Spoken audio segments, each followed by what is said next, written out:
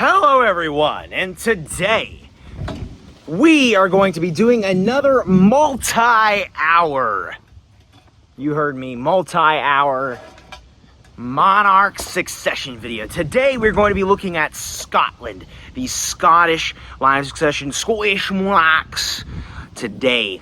Now, with the recent succession and the recent inheritance of the throne by King Charles III, I thought currently is a very fitting time. Now, since I already did the British monarchs, since I already did the English monarchs, I am not going to be redoing the English monarchs. I'm going to be doing the Scottish monarchs, starting with Kenneth McAlpin in the year 843 and going all the way down to Charles III in 2023. Eventually, England and Scotland unite in 1603, forming the alliance we know as Great Britain and today the United Kingdom. So it'll kind of intertwine with the English monarch succession video. So I will be going all the way to Charles III today, starting with Kenneth McAlpin. Now, this video will be split into two sections, but we're going to start with Kenneth McAlpin. Basically, what's going to be happening, for those of you that did not see the previous two episodes on the previous three episodes on the English monarch line of succession, the French monarch line of succession, and the Holy Roman Emperor's line of succession. Today is Scotland. So I will be showing you every single year from 843 to 2023 and showing you who the monarch was, as well as their number one heir and their second in line to the throne heir, whether that be their son or their cousin or daughter or whatever it may be, regarding what the rules of succession were at the time. Now, there are different types of successions, which we'll get into later, mainly being primogeniture is mainly what they'll be following. But Scotland used a different system starting out in the first millennium. Scotland used a completely different system until primogeniture. Primogeniture wasn't founded until the House of Dunkeld took on the throne. There are many different houses throughout Scotland. We'll be going through all of them today, including the House of Alpin, the House of Beth, the House of Dunkeld, the House of Bruce, the House of Stewart, the House of Stuart, Hanover, Saxe-Coburg Gotha, and Windsor, as well as Mountbatten, technically. But we'll get into that when we get into that. So starting with Kenneth McAlpin, we're going to go from 843 to 2023. I hope you guys enjoy it, so take a seat, and because you're in for a good one here. So without further ado, let's get in to the Scottish monarchs line of succession. Without further ado, let's go. All right, here. Whoa! Whoa! Get out of here, Lydia. Stop. You're lucky I wasn't recording. We're getting started in here with the Scottish monarchs line of succession. Like I said, 843 to 2023. Now, we today, ladies and gentlemen, are going to be telling the story of the history of the Scottish monarchy. Now, Scotland still exists today, although it is not its independence. It is not an independent state. In fact, it is part of the greater country of the United Kingdom, which is a combination of England, Scotland, and Northern Ireland. Of England, Scotland, Wales, and in Northern Ireland. At this time, when this starts, Scotland, England, Ireland, and Wales were all separate kingdoms. England and Scotland and Ireland were. Wales was more of a principality, which is still a monarchy. I got my robe, my crown today, guys. So we are going to learn just how jacked up is the only real way to really put this. How jacked up the Scottish monarchy is. It is just something else. Especially the succession gets really bad toward the end, and that eventually leads to the fate of the Stuarts, which we'll get to here in a second. But we're going to start out in 843.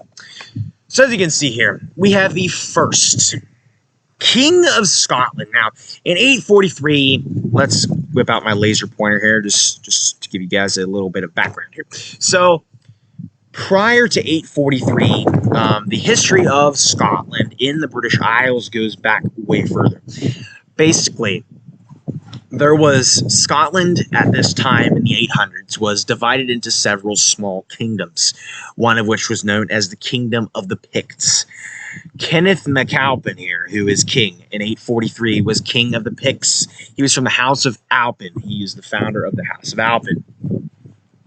He was born around the year 810, and he is allegedly known as the first king to really establish the Scottish monarchy into succession. He is not the first ruler of Scotland.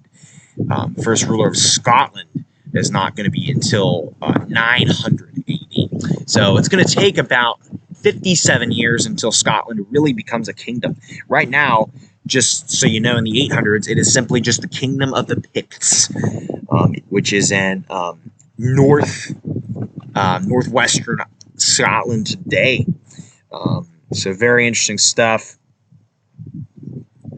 All right, let me just pull up McAlpin here. So Kenneth McAlpin, yeah, that's him. So he was the son of Malcolm MacChodad, who he inherited the throne in 834 of the Picts. Kenneth McAlpin becomes king of the Picts in 834 upon the death of his father Alpin Macionochade, who was born in 778. So going back to the 700s there, but basically post-Roman Empire, there had been some Roman kingdoms up in the British Isles previously. So that's just a little bit of background on that. So anyway, Kenneth McAlpin in 843 is typically when people start with the Kingdom of Scotland. Now, at this time in 843, McAlpin has two sons, but the succession does not go father to son. It doesn't go most senior heir. It actually is succession rather like this, how we're used to with primogeniture.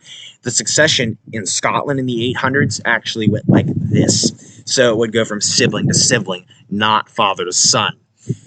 Basically, to show you how this goes, in 843, Kenneth McAlpin has two sons, Constantine and Aed. None of which are his heirs, is his number one heir. His number one heir right here, Donald, who is his younger brother. Donald was born in 812, as opposed to Kenneth McAlpin was born in 810. Donald right here is the heir to Kenneth McAlpin because he is his younger brother.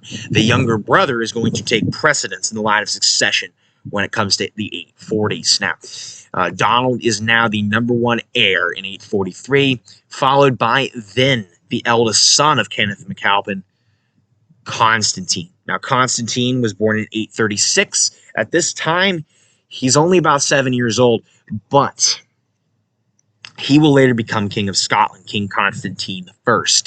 And then Donald will later become Donald I. Here's the years of his reign. But for right now, in 843, we got Kenneth McAlpin. His eldest son is Constantine, but his heir is his younger brother, Donald. So that takes us through 840s. Until we get to 844, 845, the rest of the 840s, Kenneth McAlpin is ruling. And now the 850s happen. Kenneth rules all the way until 859. In 859, Kenneth McAlpin passes away on the 6th of February of 859, leaving the throne in 860 to his brother Donald I. Donald becomes king upon the death of his brother Kenneth McAlpin. So Kenneth McAlpin dies in 859. 860, we get Donald I. So Donald I is now king of Scotland, or king of the Picts. MacChodad, whatever you call it. So basically, he's got that going for him. Now, his heir is his nephew Constantine. Now, if you remember, Constantine is the son of Kenneth McAlpin.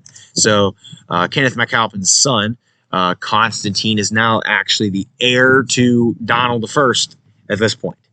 And his second heir is the second son, because Donald I doesn't have any kids at this point. Actually, no, he might. Let me just check here real quick, guys. Here, should be two. It's here. Okay. So the way the succession works is going to be, so we're in 860. This is the second son of Kenneth McAlpin, whose name is Aed, or Ethis. Ethis is how they say it here. It's Aed in Scottish, or in English, basically. So this is the second son of Kenneth McAlpin. Now, Donald I, these are his two heirs. His two heirs are his nephews. But Donald I doesn't last long, because in 863 he dies. That's the main issue with this succession, is because the monarchs are not going to rule very long because typically you're around the same age as your siblings. And once you die, once the eldest son dies, typically if they die of natural cause in their old age, typically their siblings aren't going to last too much longer after them.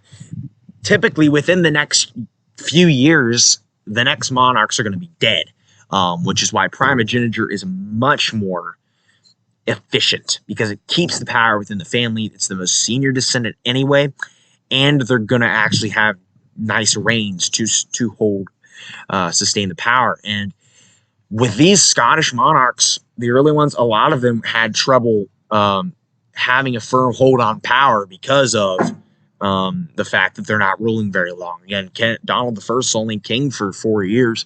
That's not really enough to really do anything, especially back then. So once he dies, by the time we get to 864, we now have Constantine I as king of Scotland, or king of the Picts. Constantine I is now king of the Picts. You'll notice I don't have a coat of arms up here.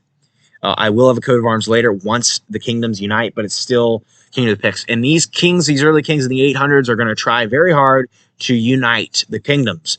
But for now, Constantine I is now ruling in 864. His heir is his younger brother Ephus, followed by the son of Donald I, who is known as Gearic. Gearic right here is the son. So basically, before it passes on to the generation below, the generation after Constantine and Ephus, it's going to go to their same generation on the other side of the family, Donald I's descendants with Gearic. So that's how that works. So Constantine I, he ends up ruling for a very solid 13 years, one of the longest so far. Throughout the rest of the 860s, nothing changes as far as succession goes by the time we get to 877. Because in 877, that is when Constantine I dies. He's also part of the House of Athens, Alpin. He's buried in Scotland, Isle of Iona. So he's going to die in 877. So he's going to leave the throne to his brother, who becomes Ephus, King Aed. Now, this guy over here, this is actually not... Okay, this is Gearic. This guy is actually Aed's son. Because, for those of you that are wondering, Constantine I... No, I'm all wrong here. What the fudge? No. The succession's jacked up because it's supposed to stay within the family, but the succession goes different because a lot of people are going to try to take power. This is actually the son of Constantine I, who is known as Donald II. He'll become Donald II. He's the last king of Solo Picts. So Donald, Constantine I tries to get Gearic, the son. No, this is actually what it is. Sorry, I'm getting misinformation. Gearic, it is unknown when he was born, but we know when he took the throne. He took the throne in the year 878. Around there, around 878. We don't know when he was born, so I can't really put him in the succession because I don't really know if he was alive or not. So for now, it's Donald II, the son of Constantine I, in 871, is the second heir after Ephus Aed. I'm just going to call him Aed because that's what we call him. Aed. How do you even say that word? I don't know. It's Aed. Nah. Well, nah. I'm not going to translate. Aed, okay? Aed. He's number one heir. So this goes to 877. 877, Aed becomes king of Scotland. With Donald down here, the son of Constantine I, Donald, the nephew, is now first in line to the throne. This over here is Gearic. Gearic over here is the son of Donald I, if you remember this guy back here. Donald I, his son, is Gearic right here. But Aed only ends up ruling for 1 year in 878 because he becomes king in 877 after Constantine I dies. But Aed dies in 878. So the throne is then going to pass to Gearic.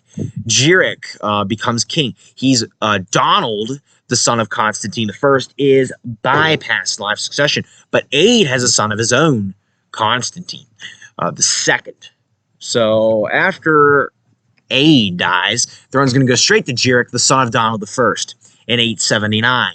So now we have Donald II down here is now the heir, with the second heir being the son of Aid, who is Constantine. And he will later become Constantine II.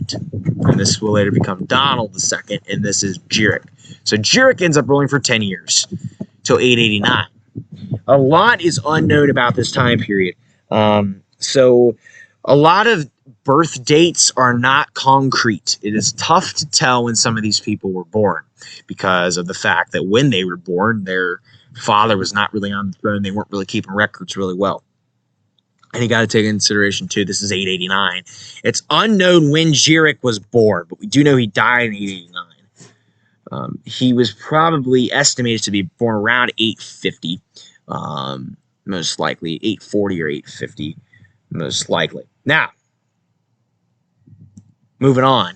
He dies in 889. The throne is finally going to go to Donald. Donald II here is the last king of the Picts.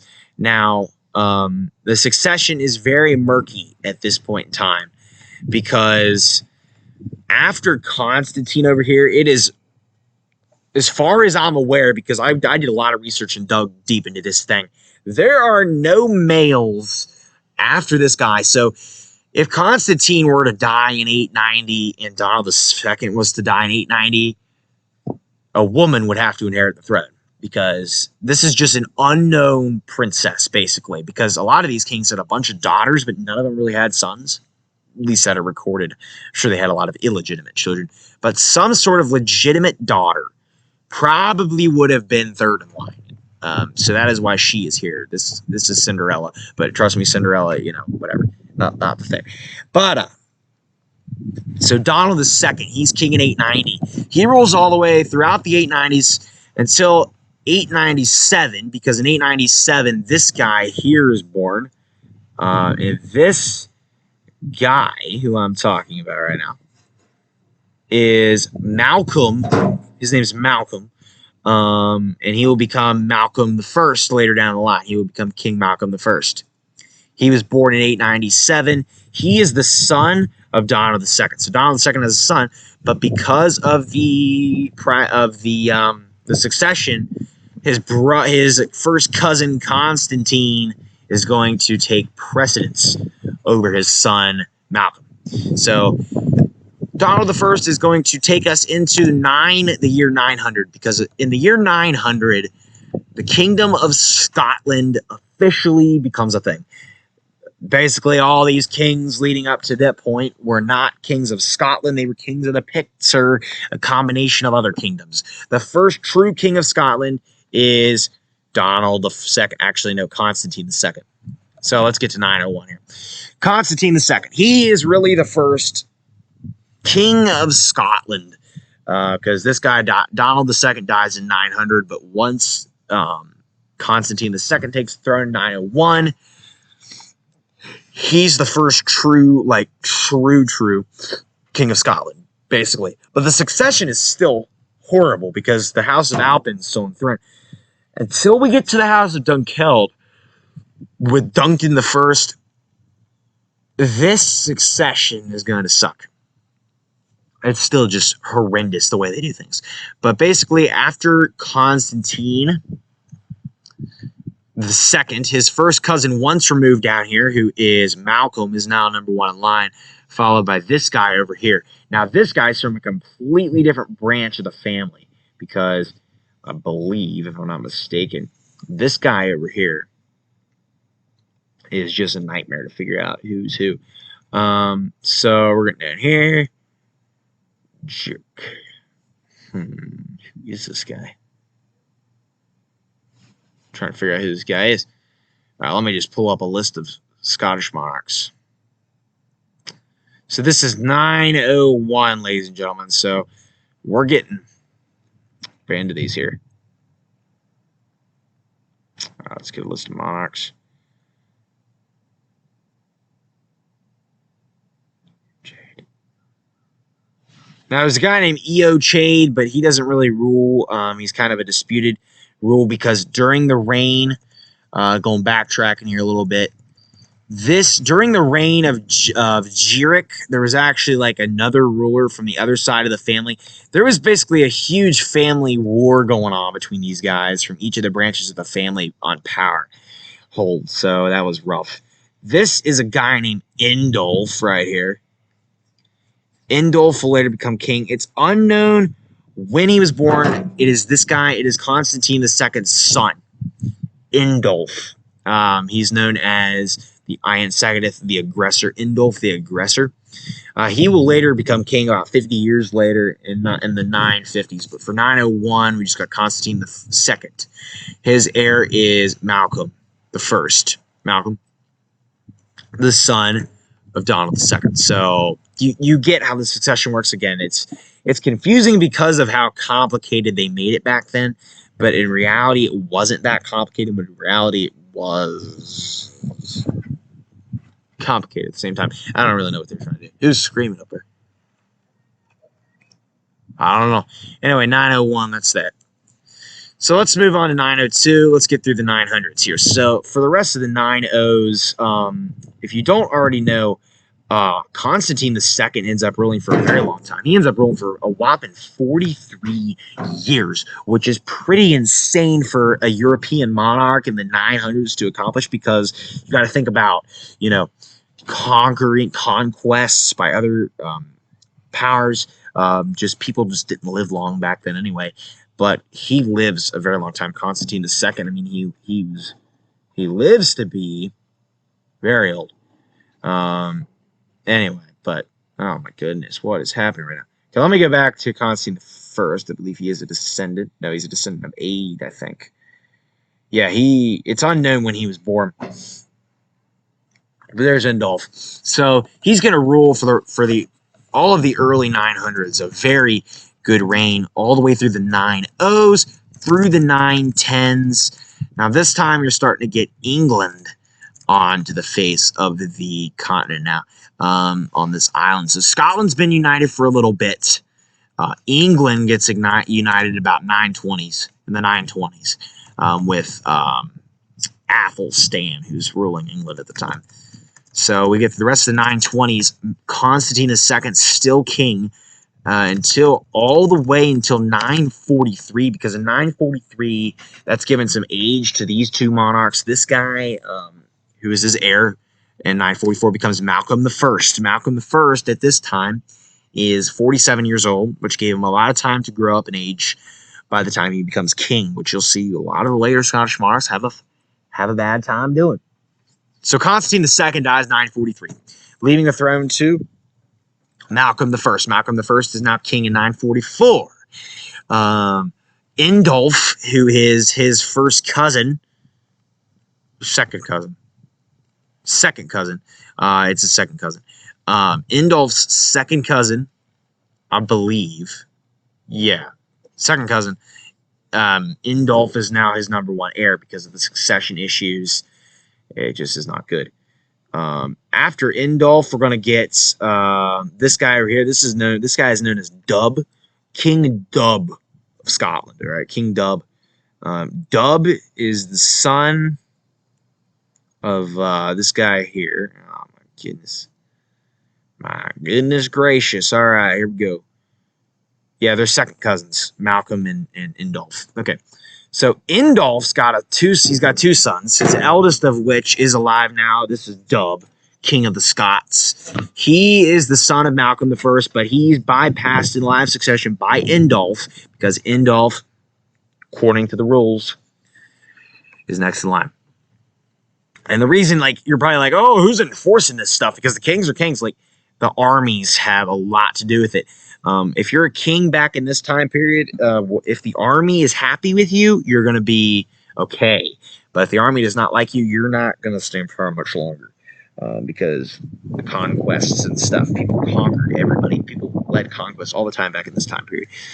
So that's 944. This is Dub. This is Dub, and this is Indolf. By Malcolm I. Again, they don't get a Roman numeral if there's just one of them. So Malcolm I ends up ruling until 954. believe he dies in 954, yeah. He dies in 954, leaving the throne to his second cousin, Indulf. Indulf becomes king after Malcolm I in 955, becomes king of Scotland. This guy here, his two heirs are Dub and then his younger brother, Culain. This is Culain. Culain here. Culain. Culain. I don't know how to say his name. It's spelled C-U-I-L-E with an accent mark in. It's a very interesting thing. But this is Culain. Culain. That's what I'm going to say. Indulf, his two heirs, are his two second cousins once removed. I think these are Malcolm I's kids. I want to say. Yeah, these are Malcolm I's kids. So these are second cousins once removed to Indulf. I'm not sure if Indulf had any kids. He very well could have. But, yeah, that's that. So, basically, Dub is now the heir to Indulf, followed by Culain. Culain is now after Dub. Let me pull up Google Translate. We're going to find out how to pronounce that name because I cannot figure it out. Culain. And all these names. Quellian. Okay. This is Quellian. All right. Which I did not know how to say that before. This is Quellian right here. So he's the second heir in 955 after this guy here who is Dub. So let's keep moving on. Indulf takes us through the 950s as king into the 960s. I believe he dies in 962. Yes.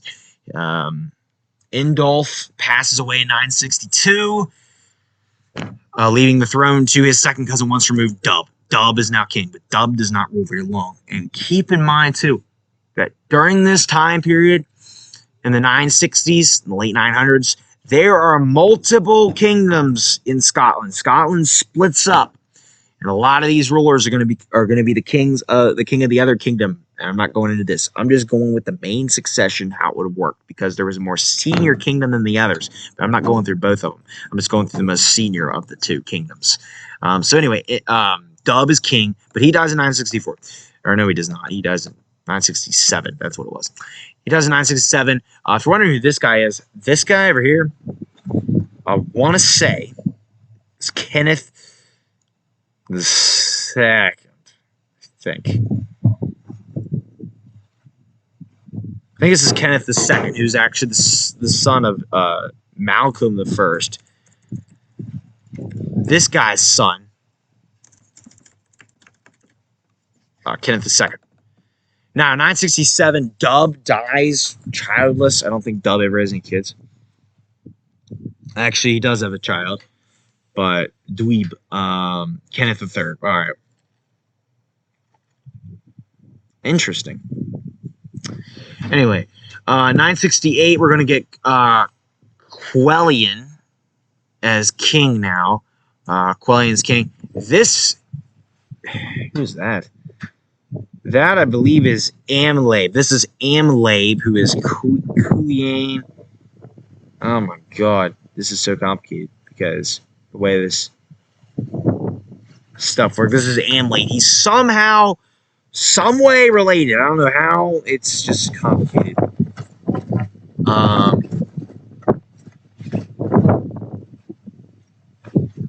Actually, I'm going to go grab something.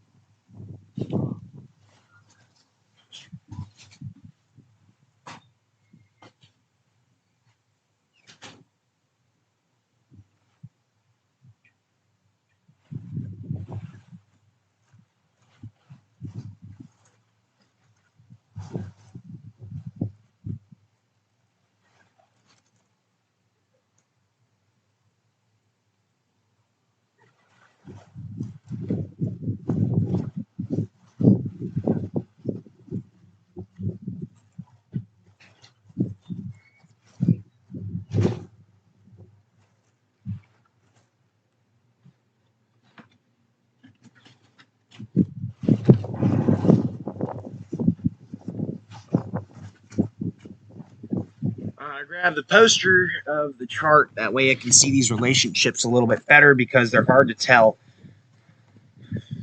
and hard to memorize where I'm at here. Let me get my robe back on, man. This is tough. Okay, basically 968, you're going to have Quellion on the throne. All right, Quellion. This is Amlabe over here. I'll tell you how he's related here. Amlabe is the son of Indolf. Quellion, I had it all wrong. Dub is the son of Malcolm I. This is the son of Malcolm I. Quellion is the son of Indolf. All right? He's the son of Indolf. This is Indolf's son. This is the son of Malcolm I. Who's this guy? All right? It's just very complicated. This, I believe, is... I believe that's Kenneth II, who is also the son of Malcolm I. Malcolm I had two sons, one of which was Dub, and Dub's right here, and then the other was Kenneth. This is Quellion. Quellion is now king at this point, so we're in the 960s right now. Quellion's brother, Amlabe, is over here. This is Kenneth II, who is Quellion's third cousin, okay? Quellion's third cousin. Going all the way back up to Aid Constantine I. Okay. That's their common ancestor is Kenneth McAlpin. That is their common ancestor. Yeah, very bad. These are third cousins here. But it's the third cousin is just so far off. So this Quellion is going to take us into 971. He does 971. Oh, by the way, shout out to Useful Charts. This is their Royal Family Tree poster. I'm using it to look at the relationships right now because if you haven't seen my reaction video to their version of the Scottish family tree, they did a succession video on the family tree for Scotland and England. The whole British one, go check out that video, but I'm sorry for the plug. I'm going to continue. Basically, yeah, so Quellion, 971. He dies in 971, leaving the throne to Kenneth II. Now, keep in mind, though, while Kenneth II's on the throne, Amlabe is trying to become king. He's not. Kenneth II is actually ruling the whole part of the kingdom so far. This over here is Constantine III. He will become... This is Quellion's son. Quellion is the man had a son himself, and that is him right here. His name's Constantine as well. Okay? Very nice. So, let's take this into perspective here. This is all part of the House of the Alpinids. They're known as the Alpinids, all these people. He's going to rule till 973 because in 973, Kenneth II is taken over in the senior branch by Amlabe. Amlabe is going to become king. And technically, after him would be Kenneth II because Kenneth II is still alive. But I'm not, when it comes to these successions, I don't count ex-monarchs. So if the king is like already previously been king, but would still be in the line of succession, I don't count it because they had already been king. That does not necessarily mean that they won't come back because typically the problem with having a king that's alive, an ex-monarch, they're always going to have a strong claim to the throne and they're always going to try to take it back. It's just how history is. It's just how everything works. But sad enough for Amlabe, he's not able to hold much on the power and he dies childless in 977. Amlabe is so unknown that we don't even have a painting of him. This is all we have. This is his burial site here. And I'm not sure where he's buried. He's buried somewhere in Scotland. Here's his burial site in Scotland. So he dies in 977. But keep in mind, when Amlabe's on the throne, he just conquers back this one part. The other part is being ruled by Kenneth II. Kenneth II is ruling the other part of Scotland at the same time as Amlabe. Amlabe just happens to be ruling the majority of it. But Amlabe does die in 977, so Kenneth II takes back the throne in 978. But the most senior heir at this point is still Constantine down here. And then this guy over here is a guy named Kenneth, who becomes, this might be Malcolm. Donald, the fudge. Believe this might, I feel like this has got to be Constantine. No, that's Constantine. I think this is Kenneth. This is the son of Dub. Over here. Dub. That's his son. This guy over here. That's Dub. All right. So we're 977, Kenneth II. Okay, Kenneth II, he has a pretty dang good reign. He rules all the way until 995. I don't think anything happens up to this point. Yes, it does. I was wrong. This is Malcolm right here. This Malcolm, he is the son of Kenneth II. All right. This guy's son, Malcolm, he's alive. Constantine still his heir, though. Remember, Constantine, like I said, is the son of Quellian. All right. If you don't remember Quellian is, it's this guy. So the throne is it just goes all over the place. These early Scottish monarchs, I'm going to be honest, I hate them because they just are not good with succession. And it's not simple. It's hard to remember them all, to be honest with you, because the names also very forgettable and crazy. But yeah, it is what it is. It's Scotland for you. That's why Scotland's jacked up, man. Anyway, so 982, Kenneth III is born. Kenneth is born. This guy is the son of Dub. Dub. He's born. Now, Dub's dead, so I don't know how the heck this guy's here. Maybe he died. I don't know what happens. Either way, this guy's supposedly born in 982. Again, these years are probably not 100% accurate, at least this far back, but Kenneth is now third in line of succession after Constantine. So this guy's going to roll away until 997. He's going to take us to the end of the 980s, all the way to 995. 995 is what I meant to say, actually. He dies. Constantine III is now king. Constantine III becomes king in 995. And he only rules for 2 years. Kenneth is his heir, followed by Malcolm. Who are just like, they're all fourth cousins to each other. Actually, that's not entirely true. Constantine is a fourth cousin to these two, but these two are second cousins. These two are second cousins to each other. They're both fourth cousins to him. Fourth cousin, that is like not even really remotely related, but these guys just, the way they did things was just not good. So he dies in 997. Constantine III, going to take us to the end of the third millennium with Kenneth III. Kenneth III becomes king in 998. This over here is a woman named Bethok.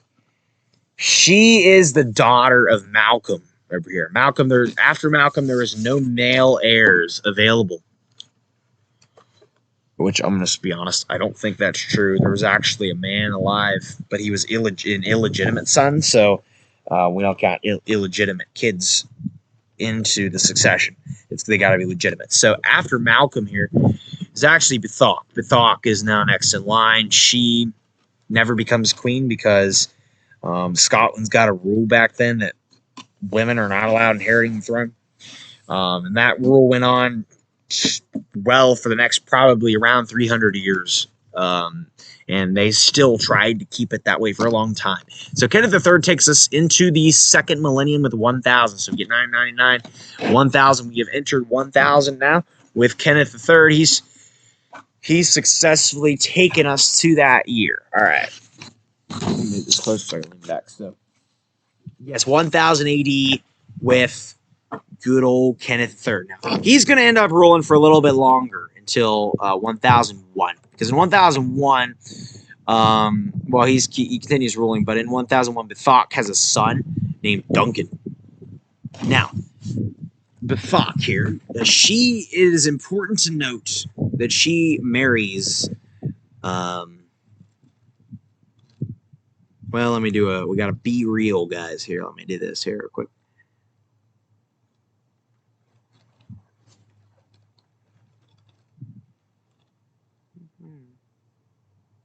So that's how that goes. Essentially, though, Bethok here, she has a significant marriage that's going to change the course of the Scottish monarchy from this point forward. Now, she is married to this man. Let me see here. So we're going to go 1001. Duncan the First. Now, she marries Crinan de Mormaer. Crinan is a man who is from the House of Dunkeld, which was a more minor nobility. She marries him. So every monarch from this point forward is going to be a descendant of her, except for like a one exception. And they're going to be all from the House of Dunkeld. So the House of Alpin, the Alpinids, are going to die with this guy. Kenneth III rules until 1001. Bethok has a son who becomes Duncan, or his name Duncan. She names him Duncan, whatever. Where's that or whatever he is. Duncan. It was born in 1001. He will eventually become King Duncan the First. So that's him. He's born in 1001. Kenneth III ends up ruling until 1005. In 1005, he dies, leaving Malcolm II. Malcolm II is king. Malcolm II is the last monarch, the last Alpinid king of Scotland, because after this, there is going to be a primogeniture format established. Malcolm II is the guy who establishes the primogeniture format because he's like, all right, listen up here, guys. This monarchy is going to die if we don't have a good rule of succession going on here, because we're out of sons, okay? On all these branches, we're out of male heirs. We got to do something. We have to allow the line to pass through a female. It's the only way we're going to get this monarchy rolling. So when he dies, he says, okay, his eldest daughter, Bethok, is going to go to her son. It's not going to go to a woman. We're not going to let a woman inherit the throne. But if we need to, we will allow the throne to pass through a woman's line. So as long as the daughter has a son and there's a male grandson available, he will be allowed to take the throne. Regardless if his mother's still alive or not, she won't be able to. It'll pass directly to the son from there. It will be able to pass through the female line, so as long as that daughter has a son, that's the only way it'll pass through, and it'll pass that grandson. So Malcolm II. This is the grandson of Malcolm II, Duncan I. This over here is Macbeth, okay? Whoa, guys, don't freak out on me. You guys, if any of you guys have seen the Shakespeare play, or have heard of the Shakespeare play, or read it, whatever, Macbeth, this is him. Macbeth was actually second in the line of succession after Malcolm III in 1007, around this time period. Except the way he becomes king is not really the same way as most other monarchs. Well, around this time period it was. A lot of people think that Macbeth didn't actually exist, but Macbeth was actually a real person. A lot of the events that went on in the Shakespeare play were not true. But anyway, Macbeth is... some people call him... I don't care. But yeah, Macbeth, he is Macbeth, whatever you call him. I call him Macbeth because literally Macbeth, come on, Macbeth. Anyway, Macbeth, he's second in line. So Malcolm the Second, who's this guy here, he is the grandfather of both Duncan I and Macbeth. Macbeth and Duncan I were first cousins. Now, Malcolm II had two daughters, the eldest of which only had one son, who is Duncan. So Duncan was the most senior descendant of Malcolm II, but his second son, whose name was Donalda, she had a son named Macbeth. And Macbeth is from the House of Beth because the other daughter married into the Beth family. But this is going to be her son, Macbeth. And remember, this is known as, when it's allowed to pass through a female's son, it's known as semi-Salic law. Because Salic law, for those of you guys who don't know, I don't know if it was officially called this back then, but it's an old German rule that they followed in the Holy Roman Empire and in France and stuff, where basically the throne could only pass to a male from a strict male-only line. Semi-Salic law is where it can pass through. It only can go through males, but it's allowed to go through a female branch if there's no males from a strict male-only line available. But that's only if it's not. And in this case, it wasn't. So that's how that goes. Anyway, keep in mind that both Duncan I and Macbeth were both first cousins, and they were grandsons of Malcolm II, the last Alpinid monarch of Scotland. Because the reason he's last Alpinid is because Malcolm I was the last person to be a strict male line succession. To be a strict male line descendant of Kenneth McAlpin, the original king, Kenneth McAlpin. Malcolm II is the only monarch, the last monarch of Scotland to be a male-only line descendant of Kenneth McAlpin. Going way back there to 843. Let me go all the way back here so you guys can see him. Low. This guy. All right. Going all the way back to him. He's the last strict male-only line descendant. Is Malcolm II. Anyway, where was I? I was about 1007. I think that's what year I was at. We're in the 1000s here. The 1000s. All right. So, anyway, that happened. So, we get to the 1010s. Malcolm II still on the throne. He actually rules all the way until 1034, and not much happens throughout the 1010s or the 1020s as far as succession goes. But in 1031, the succession is more primogeniture based at this point. The days of succession like this, by the time we get to the 1000s, is kind of everywhere. Now, in 1030, this is still the case.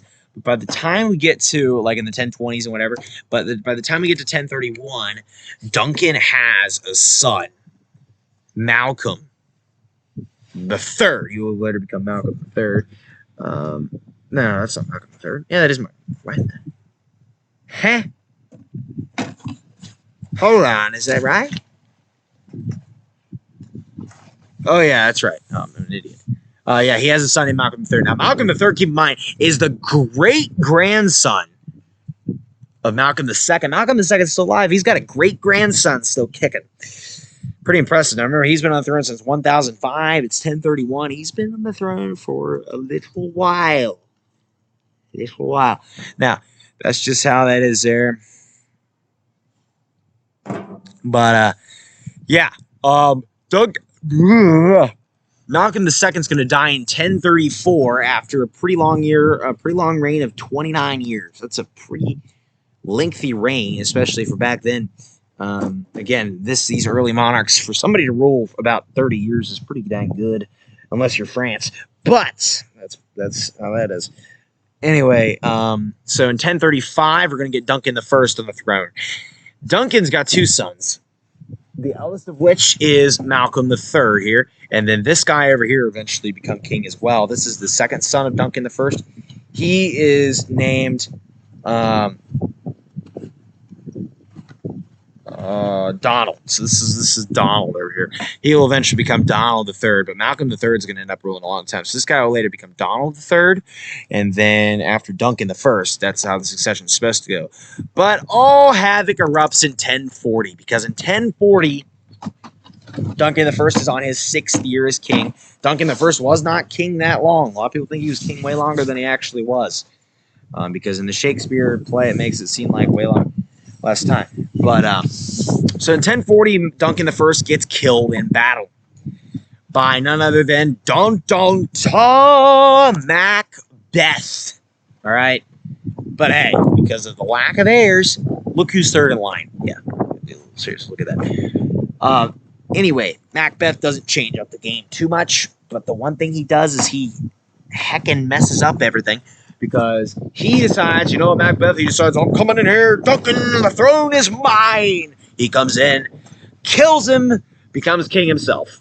All right, because looks like Macbeth does not like the new format of semi-Salic law too much, does he? Well, if it wasn't for that, Duncan wouldn't even have been king. Macbeth, he wouldn't even have had a chance. I don't get him. But the Shakespeare play that was written about 600 years later is a very loose interpretation of Macbeth. I had to do an assignment on Macbeth, the whole book. We had to read it and take tests on it, whatever. And it was not fun. All 6 acts. It was just a miserable experience. I don't like it too much. Shakespeare is just not my type of writer. I mean, honestly, he's cool in the way that he does things, but it's like he makes it up. He makes up a lot of it. Like the 3 witches, they never exist. There's no Banquo or anything like that. A lot of the characters that do appear in Macbeth. But the sole premise, Macbeth did take over Duncan I. And I feel like a lot of Macbeth's character is not really the same as it was in real life, like how he felt guilt afterwards. And Macbeth ends up ruling for 17 years, and in the play, it does not seem like that at all. Macbeth ends up ruling all the way until 1057. So he's king for a long time, but short regime for the House of Death. In the Shakespeare play, it makes it seem like Macbeth didn't even rule that long, but he was king for 17 years. But he actually had a son in law. It was actually not a son. I think it was like a stepson. But he is actually the heir to Macbeth. Macbeth names him the heir because Macbeth does not want the throne to pass to the House of Dunkeld again. He's trying to keep the throne from the House of Dunkeld as long as he can. So he names his stepson Lulach as his heir. Lulach was Macbeth's wife, her name was Grouch, but she's Lady Macbeth in the play. If you've seen the play, basically, I highly encourage you to check it out. But I don't even know if they perform it, but read it or something. I don't really encourage you to. It's not that great, but if you're into Shakespeare, definitely check it out. It's one of his better works, I'd say. Although Shakespeare, he's Shakespeare. So this is Lulach. I'm not the biggest fan of Shakespeare, but I know a lot of people do like him. So Macbeth is what it is. But that's just how that is. So Lulach, Macbeth, and like because Macbeth, like he feels like guilt in the Shakespeare version, which I feel like probably didn't happen in real life. I feel like they give him more character than he really had. He was probably more vicious, like most kings of the 1000s were. But 1057 is when he dies. And he leaves the throne to his stepson, Lulach. So Lulach over here, his heir, becomes king. But Lulach never has any kids or anything. So by the time he becomes king in 1058, his heir is Malcolm III, who is the son of Duncan I, because, again, they're out of male heirs, but they do have semi-Salic law, which means the throne's going to pass through a female line if there are no males available, but there was a strict male-only line male available because Duncan I, or Malcolm III here, is going to come from a strict male line from Duncan I, if you remember Duncan I, this guy here.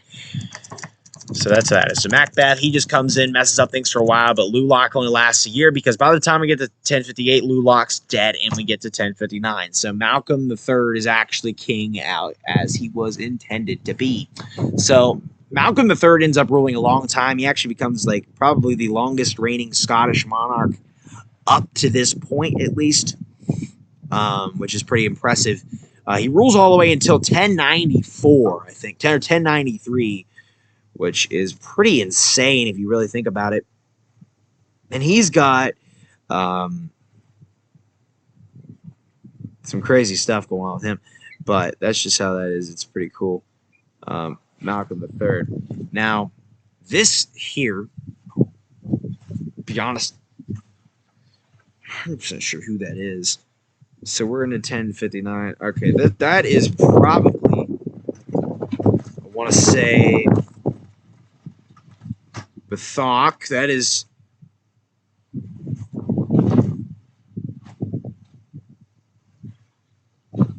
somehow this is some sort of relative that's from like the semi-Salic thing. I'm not sure. It's really unknown who this person is because of the records back then are not too good. But anyway, and 1060 doesn't matter because Malcolm III has a son in 1060, and this guy will later become Duncan II.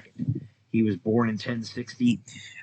During the reign of Malcolm III. So, yeah, Malcolm III is going to continue to rule. His brother is still the second heir. His brother Donald is still the second heir.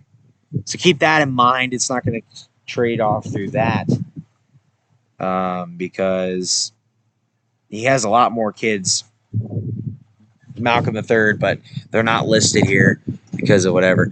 But keep in mind, too, 1066 is when we get the Norman invasions in England. So the English rulers are going to take a huge shift as we get into 1066 here with so Scotland's going to start to deal with a lot of invasions for the next 300 or 400 years. So Scotland needs to be prepared, and luckily these kings here have a good hold on power. Now, this is the flag of Scotland, the coat of arms. Now, that's why I put the coat of arms up here.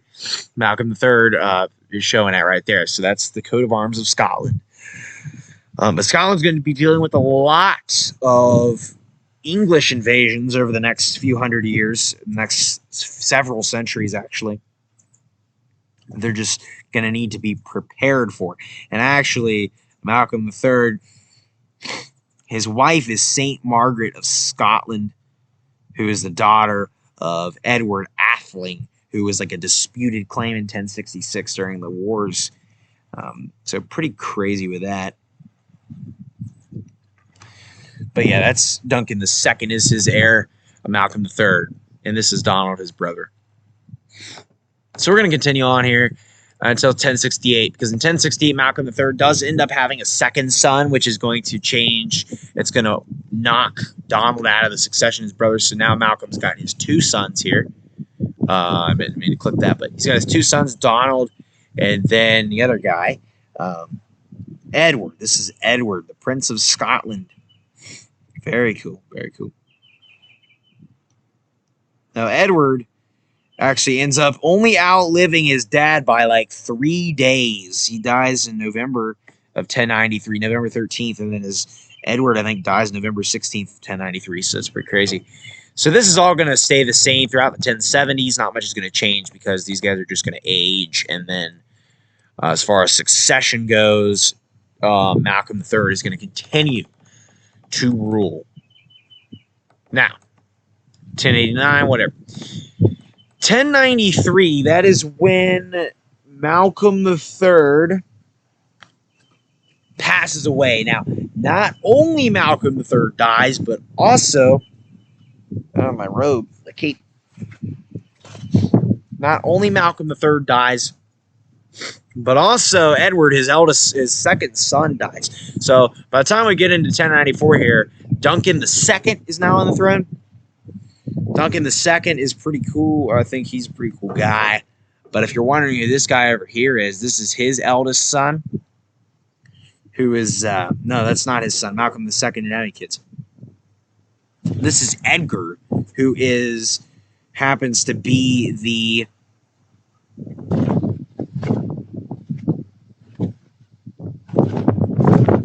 fourth or fifth son. I don't know. He's another son of Malcolm III, but he is next in line in throne because all of Malcolm III's other sons are dead. A lot of them died because a lot of them don't live long back then. So Edgar right here, and then this is going to be Alexander the First. He also another son named Athelred. He's dead too. He died in 1093, November 13th. So what happens is there's a huge battle in 1093 that ends up killing two of Malcolm III's sons, including himself, in November of 1093 in Alnwick, Northumberland, England.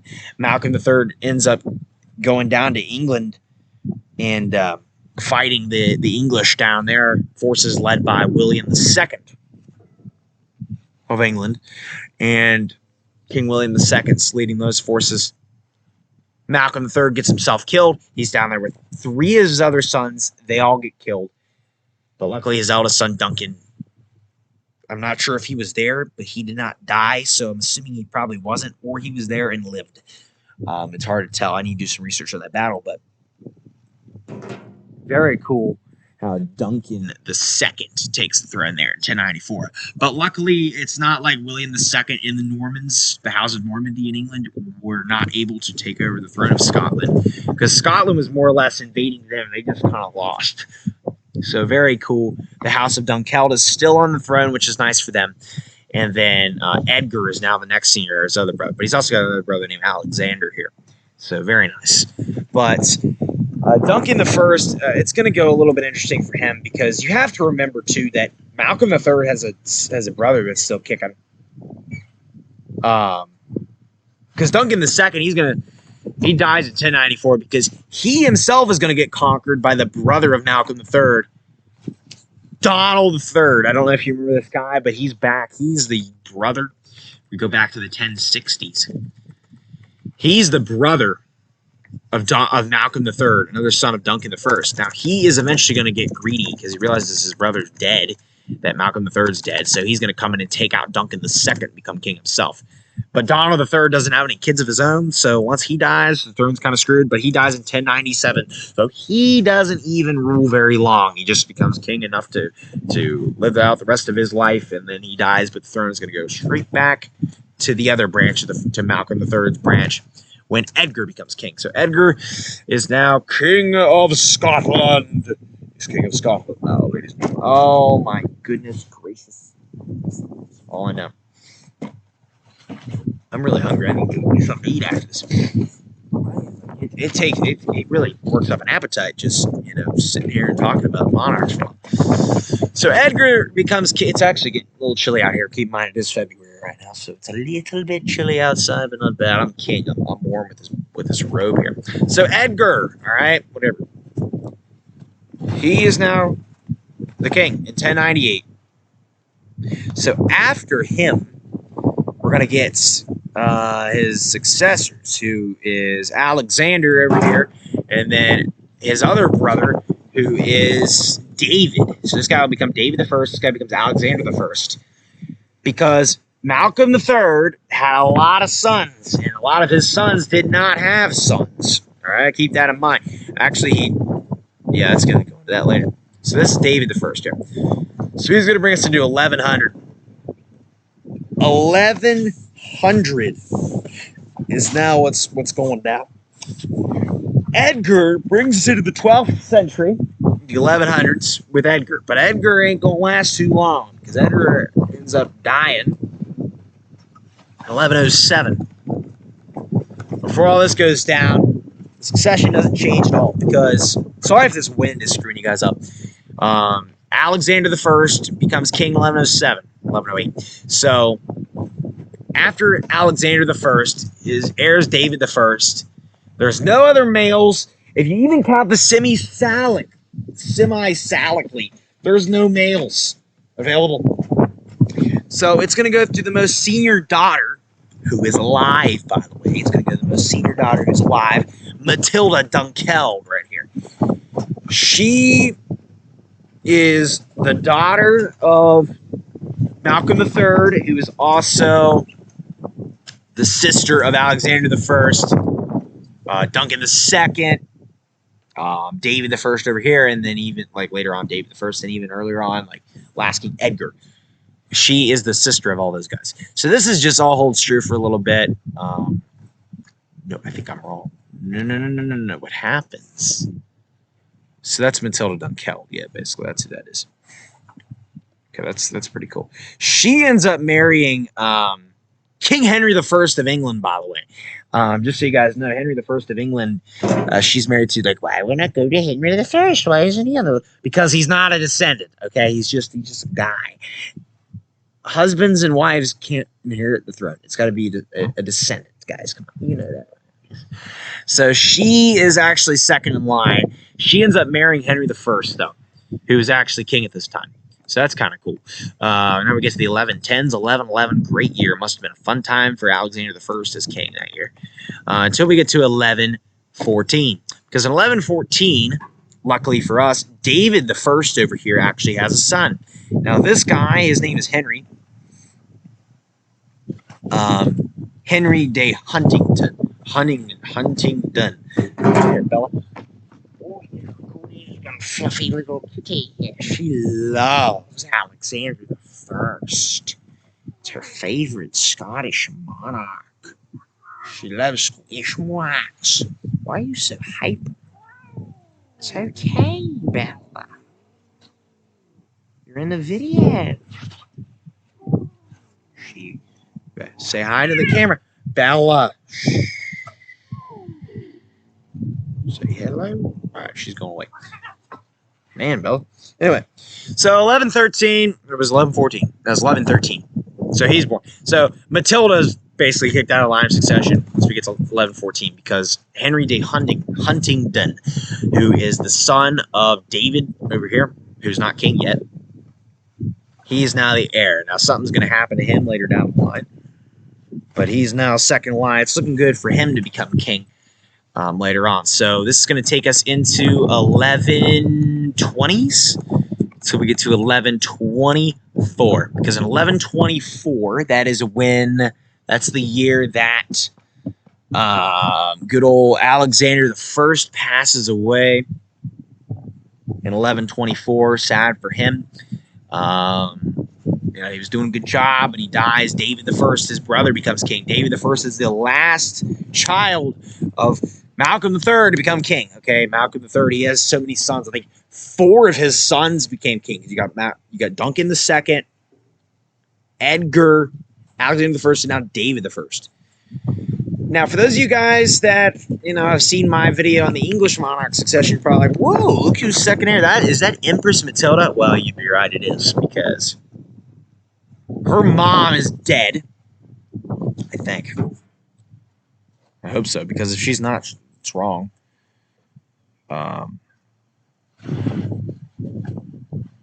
Yes, her mom died in 1118. Matilda Dunkeld dies in 1118.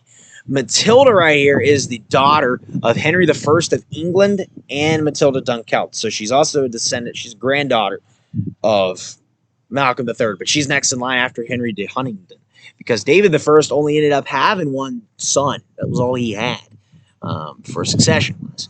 Legitimate kids, again, illegitimate kids, I'm not counting them, because most of them had a lot, and a lot of them weren't really recorded. So, yeah, Matilda, Empress Matilda, she actually ends up marrying Heinrich V, the Holy Roman Emperor, so she's often considered Empress Matilda, even though she was like 6 years old when she married that guy. I don't know, he was really desperate for a wife or something. I don't know why you'd marry a 6-year-old girl, but okay. Heinrich V, those old German Holy Roman Emperors, man, they are just yippee-doo, you know what I'm saying? But anyway, Henry the Huntingdon is the heir, but David I isn't really worried about the house going to the Normans, mainly because he's like, my son's going to become king anyway, who cares? But David I, he does end up ruling for a long time. In fact, he almost reigns as long as Malcolm III did. He's on the throne for almost 30 years, 29 years, until we get to all the way over here. But Matilda actually ends up having a son of her own, Empress Matilda, in 1133. Keep in mind, she's not dead, but it's semi-Salic, so she's got a son who becomes... This is Henry. His name's Henry. He's born in 1133. For those of you guys that know who this is Henry II of England. He will later become Henry II of England. And if you didn't know, when he was born, he was second in line to the Scottish throne. If something were to happen to Henry and David I, Henry II would have become king of Scotland. Now, David I, his 2 heirs are Henry and the other Henry. But Henry's a newborn baby in 1133, so basically he was just born then. So we get to, throughout the 1130s. Henry I of England dies in 1135, so then we're going to get King Stephen, although Matilda probably should be king's queen, but there's the whole civil war and a period known as an anarchy going on in England right now, so they're not really dealing with, David I isn't really dealing with English wars too much right now during this time. So that's Henry II. He's there. But this is going to go down until 1139. Because 1139, luckily, I don't know who that is. Let's see if I can figure out. I think this is St. Margaret of Scotland. I want to say, but let me just check.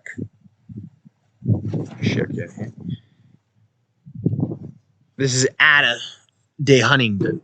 So this is actually wrong, I think.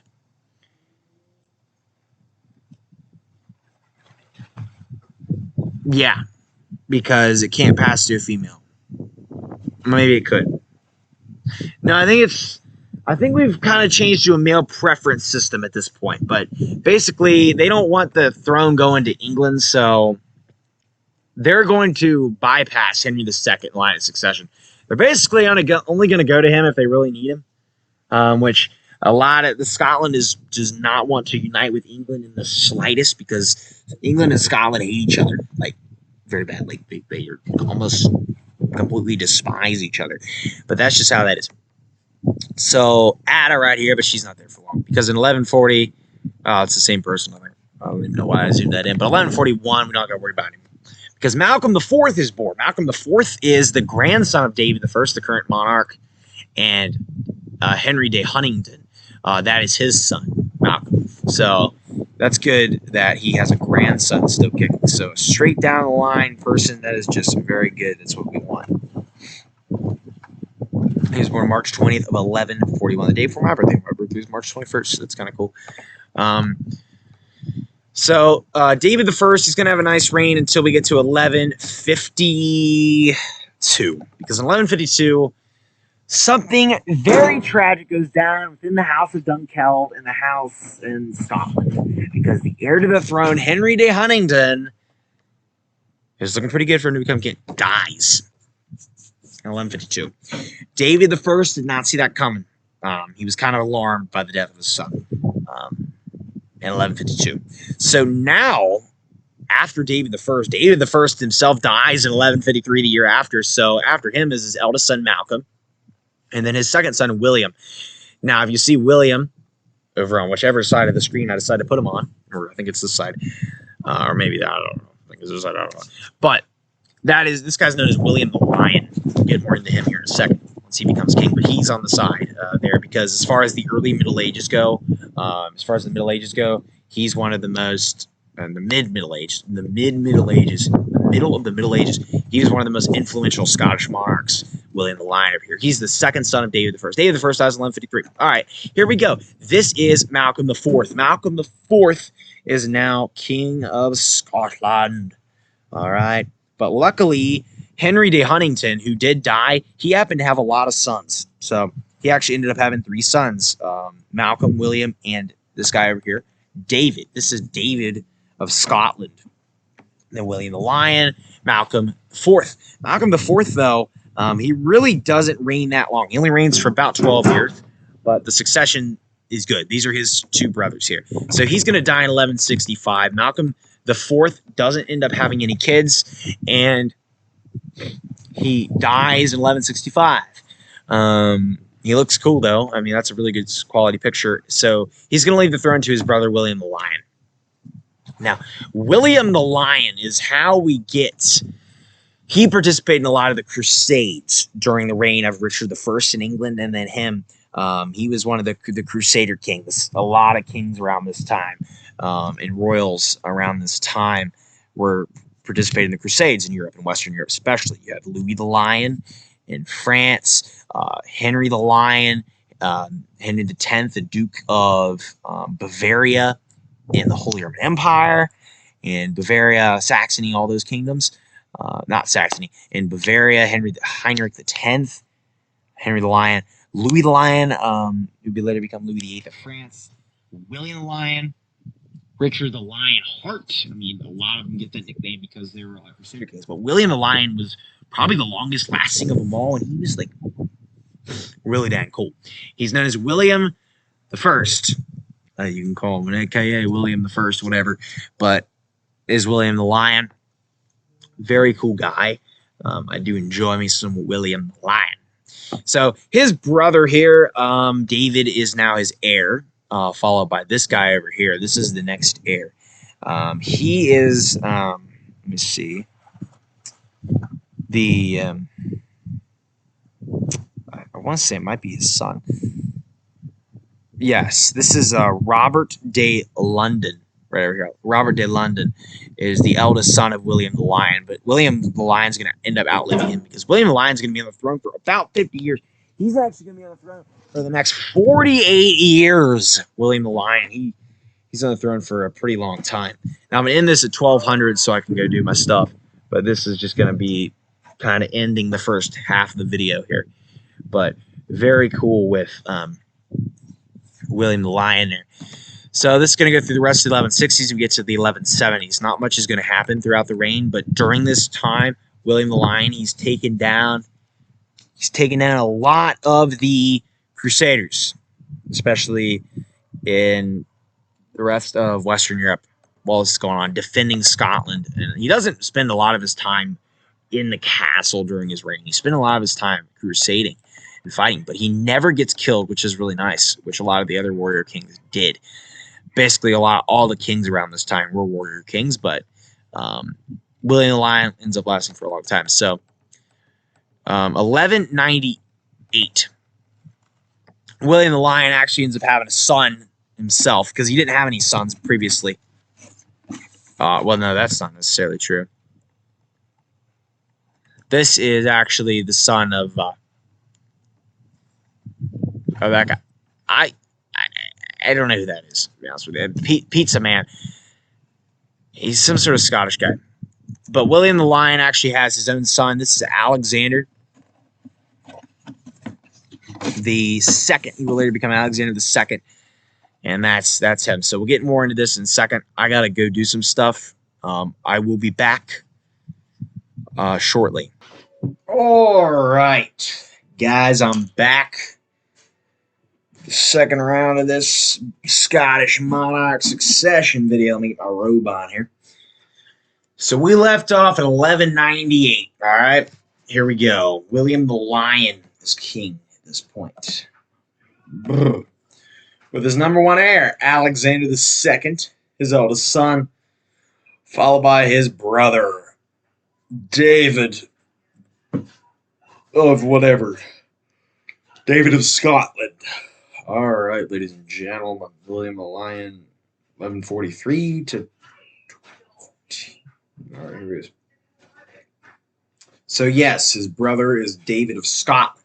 Now, I don't think I stressed this enough earlier, but David of Scotland is insanely important to the succession of Scotland. Actually, the throne ends up passing through his descendants for a while. It does stay within William the Lion's descendants for a long time, and they barely are able to hold on to power. But eventually it's going to get pushed over here. Now, William the Lion, again, he was involved with a lot of the Crusades. I don't know who this guy is. That's that. So 1200. He's going to take us into 1200, William the Lion will. Now, his all-time rival, Richard the Lionheart, dies in 1199. William the Lion, by the way, is how we got the lion on the coat of arms here of Scotland. So you can thank William the Lion for that. Anyway, we're into the 1200s now. Not much is going on in the 1200s as far as succession till we get to about 1214. Because in 1214, William the Lion finally dies after a very long reign. He had been ruling all the way back since the 1160s after his older brother Malcolm IV died. So he had been on the throne for quite a while. Going all the way to 1214. Now, of course, his eldest son becomes King Alexander II in 1214. His heir is his uncle, David. And this over here, the third heir, is none other than a man named John of Scotland. John of Scotland is the son of David of Scotland. He's got one son. His name is John. This is his coat symbol. He doesn't actually have a photo. He was born in 1207, dies in 1237. But he is alive in 1215, the second heir, being Alexander II's first cousin, because this is his uncle. David of Scotland's still alive, so he's the heir. Being the third son of Malcolm of Henry de Huntingdon. He is David of Scotland's the younger brother of both William the Lion and Malcolm IV. So David of Scotland there. So 1215 goes by. The rest of the 1210s happen. Alexander II stays on the throne. Again, he was born in 11 something. 11 something. I don't know here. It was like 1170, 1198. Yeah, that's what it was. So, okay. In 1219, William the Lion dies. So by the time we get to 1220, John of Scotland is number one in line, although he's like 13 years old in 1220. Whatever. The second heir is this man over here. Now, this guy is from a very important house known as the House of, I think, I'm on the wrong side of the family here. The House of, I think it was the House of Bruce. He's from the House of Bruce, all right? So after John never has any kids. So after him, it's going to go to his eldest daughter, David of Scotland's eldest daughter's eldest son. Remember, because of the semi-Salic law, Margaret de Huntingdon de Galloway. This man right here is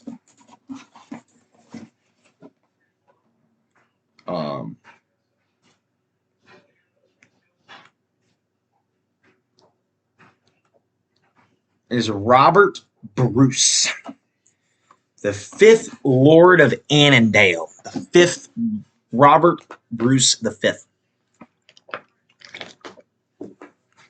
He is the Lord of Annandale, and he is alive in 1220. So this all goes true for the rest of the 1220s, with Alexander II ruling Scotland, of course. Things go down in 1237, because in 1237, John of Scotland, the eldest son of David, dies, leaving Robert Bruce, the 5th Lord Annandale, as first in line of the throne. Second is his son, Robert Bruce, the 6th Lord of Annandale. He is the 6th Lord Annandale, Robert Bruce the 6th. These guys are all from the House of Bruce. Basically, how we get to the House of Bruce is, again, Alexander II, remember, he's part of the House of Dunkeld still. These guys, David of Scotland only had one son, John, who died childless. So his eldest daughter was Margaret Galloway.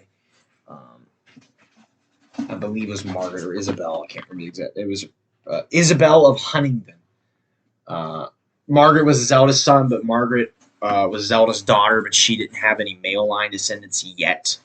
She had one daughter, but that daughter will soon have a son. But as it stands right now, once that son is born, the Bruces will be kicked out of the line of succession.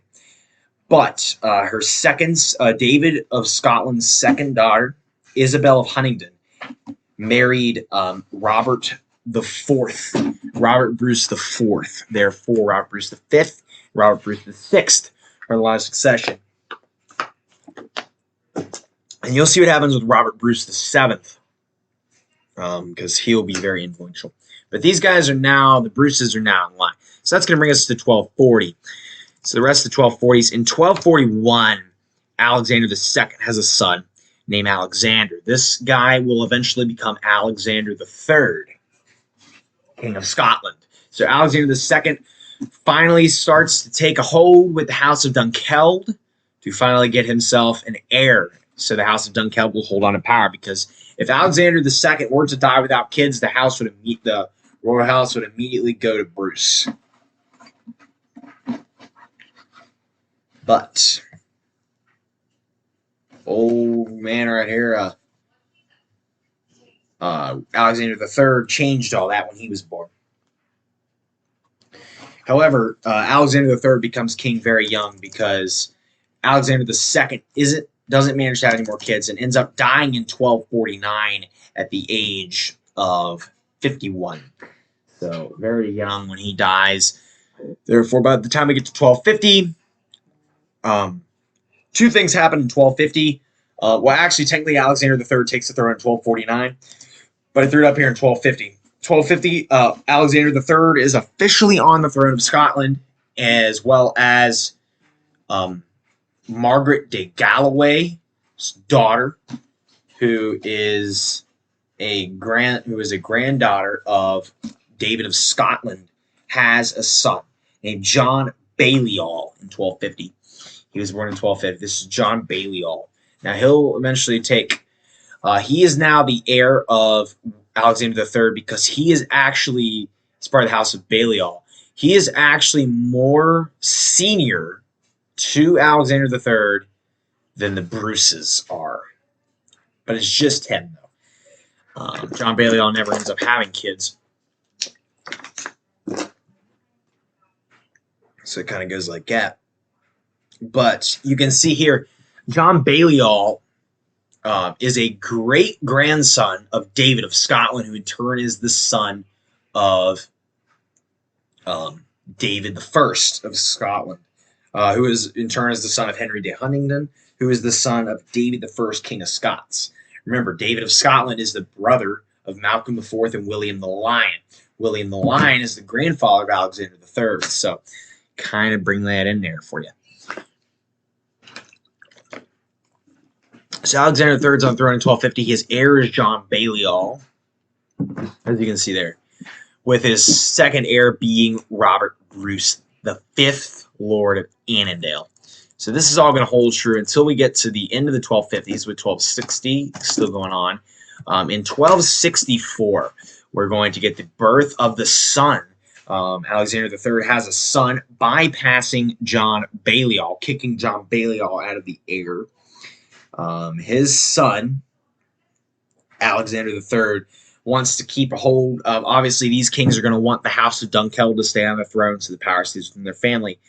Alexander III ends up having his eldest son, Alexander, who's set to become Alexander IV, but you'll see what happens with him because he only lives to be 20 years old.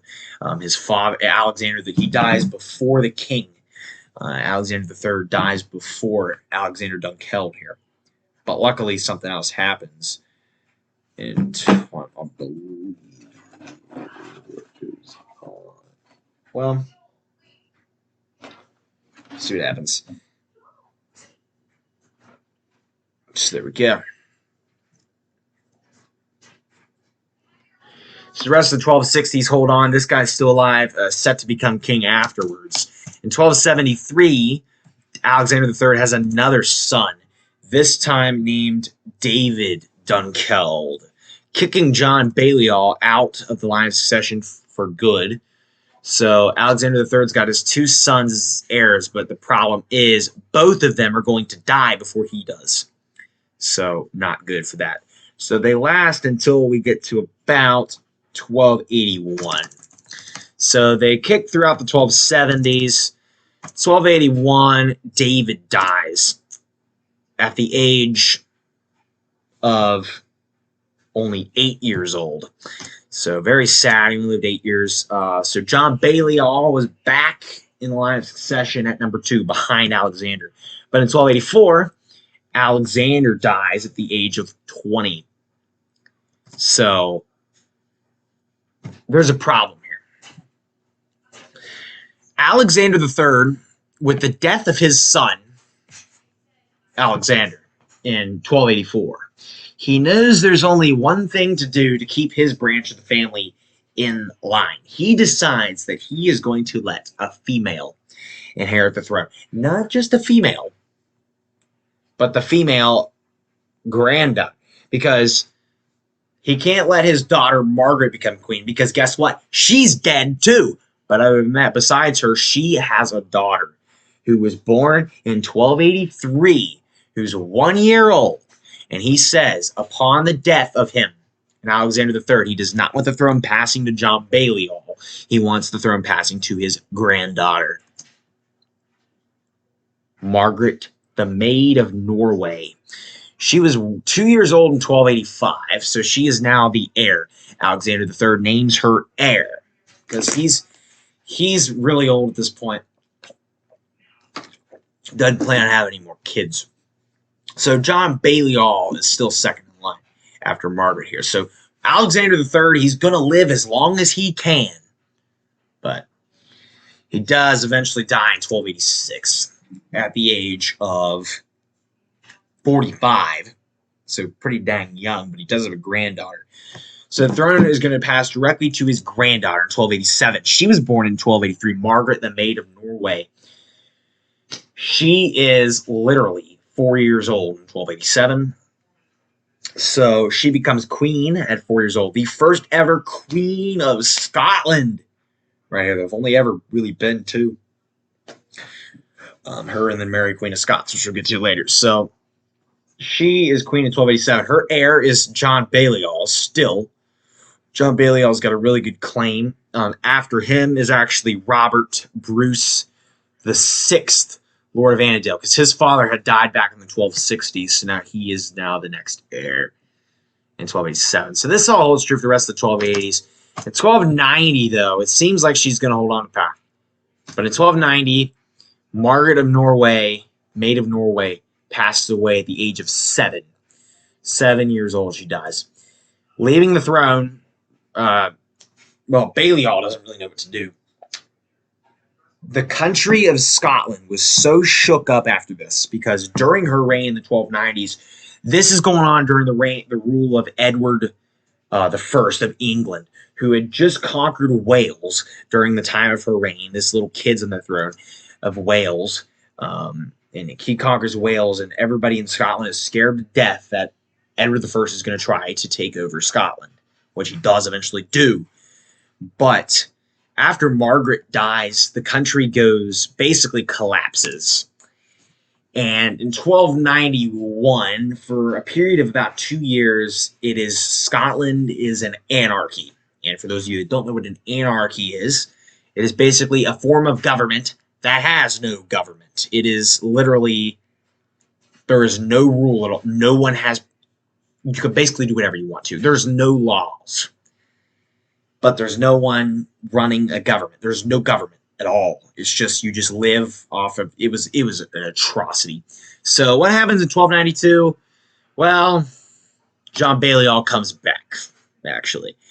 And, but yeah, an anarchy in 1291 and 1290 as well. Once Margaret dies, Scotland basically goes into an anarchy. Basically is controlled by the English at this time, but not entirely. So by the time we get to 1292, though, John Balliol comes back here.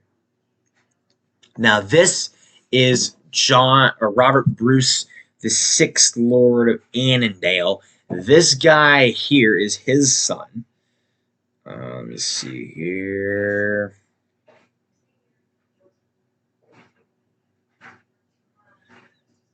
Load. All right. This is Robert Bruce.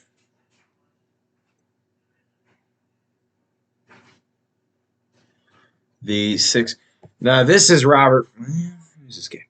No, this is Robert Bruce the 5th. I was wrong. This guy back here is actually Bernard. His name is Bernard.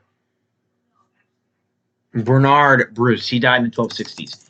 This is his brother. Oh, shoot. This is his brother right here. Robert Bruce the 6th. That's who that is. Robert Bruce. This is Robert Bruce the 5th. This is Robert Bruce the 6th. I got that wrong. This guy was born in 1243, died in 1304. Okay, so Robert Bruce the 6th is the second line after John Balliol. John Balliol rules until 1296, but in 1295, Robert Bruce the 5th, Lord Annandale, dies. So now in 1296, we get Robert Bruce, 6th Lord of Annandale, and then in 1296, we get Robert Bruce the 7th, Lord of Annandale, who is the son of this guy, Robert Bruce the 5th. Lord of Annandale, or Robert Bruce the 6th, Lord of Annandale. This is Robert Bruce the 7th, Lord of Annandale, who will eventually take over and become, of course, a very influential king during this period of Scottish history. But in 1296, John Balliol is taken out. He's not killed because he doesn't die till 1313. But John Balliol basically gets wiped out of Scotland with an invasion. King Edward I of England comes in and invades Scotland. Edward I comes in, he with his army, takes out John Balliol and becomes king himself. So now we have the English coat of arms. He annexes Scotland, and Edward I is the first monarch to rule the entire British Isles because he had already conquered Wales. Up to this point, he conquered Scotland. He's known as the Hammer of the Scots, if you've ever heard of Edward I. Now, if you've seen my English monarch line of succession, this is just old news to you guys, but this is technically how the succession would have gone. And Edward I ends up ruling Scotland for over a decade. So he is able to hold on for a while. So now we're into the House of Plantagenet in England.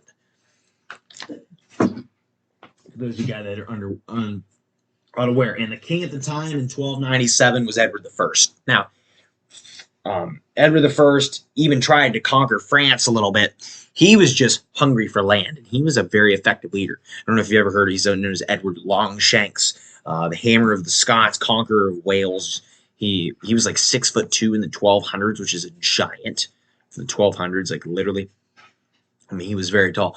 But 1297, his heir is his eldest son, Edward II. At this point, that's his heir, the Prince of Wales.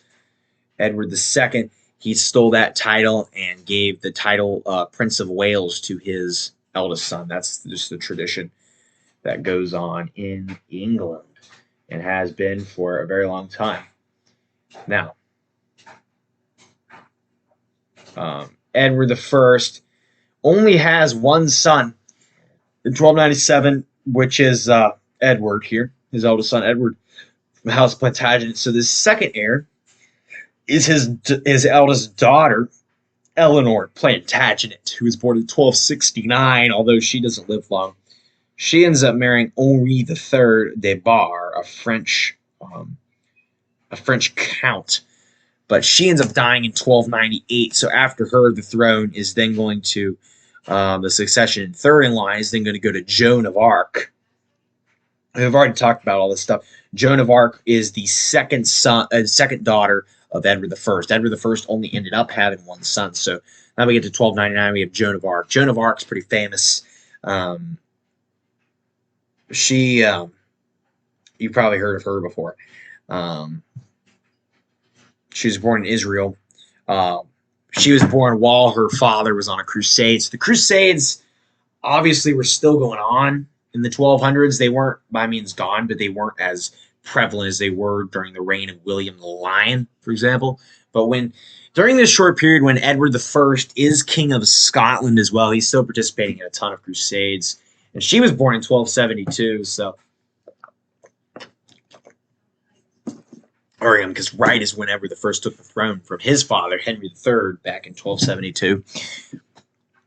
That's what happened there. So Edward I still rules. So he's going to bring us into 1300. However, in 1300, Edward II. Doesn't matter. Let's see here.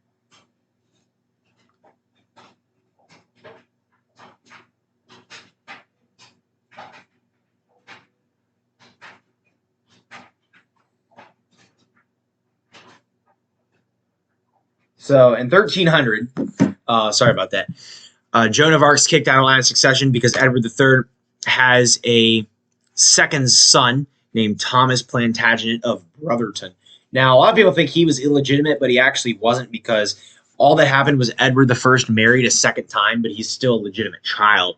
He was born in 1300, therefore he is the second in line after Edward II over here, who is the Prince of Wales. This guy is just Thomas Plantagenet. He doesn't really have a duke title because those aren't really a thing yet in England. But he was born while Edward I had control over Scotland. So 1301, 1302, Edward I holding the power, 1303, 1304. So we get to 1306. In 1306, Scotland is taken back by the Scots.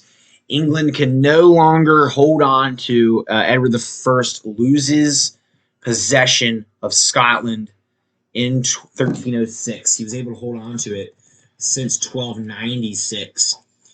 However, in 1306, he is forced to give up his land because he was conquered by none other than,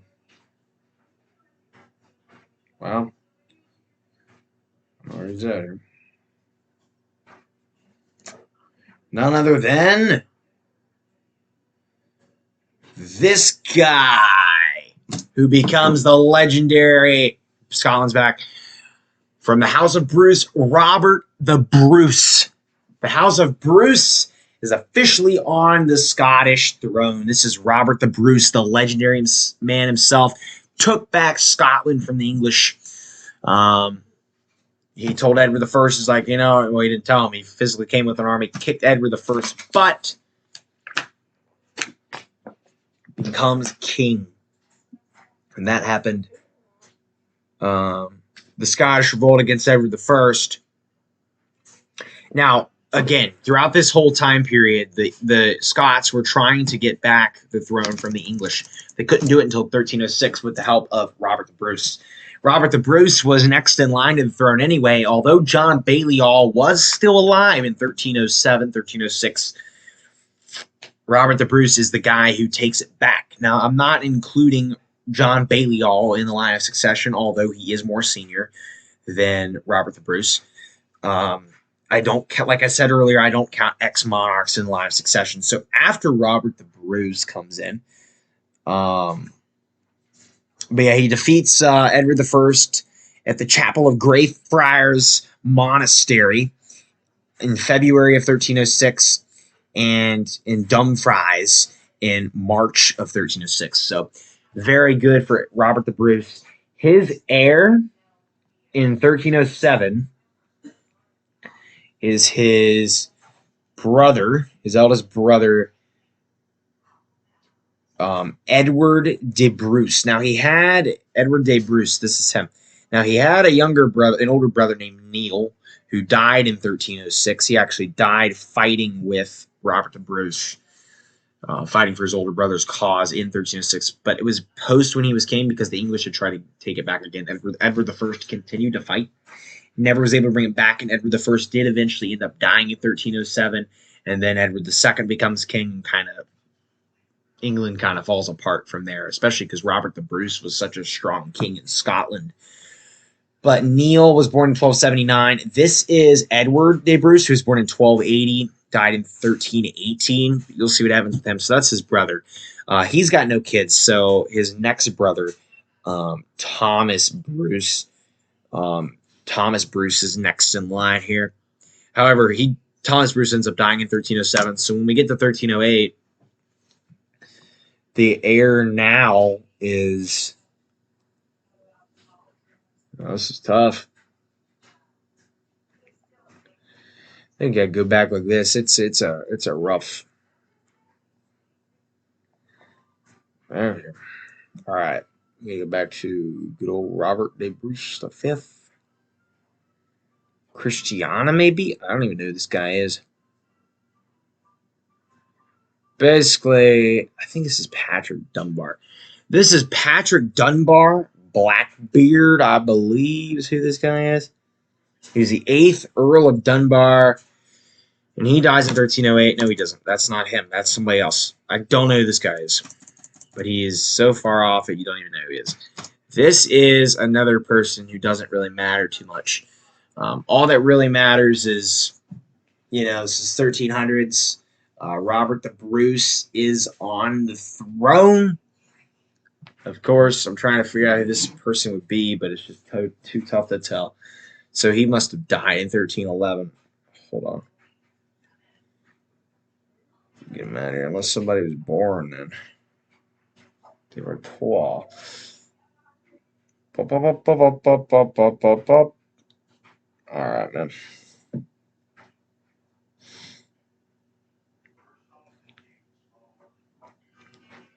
Yeah, some sort of female line somewhere, but this guy is the next most senior. 1312, this guy is born, I believe, the son of, maybe of Edward here, but I don't know for sure.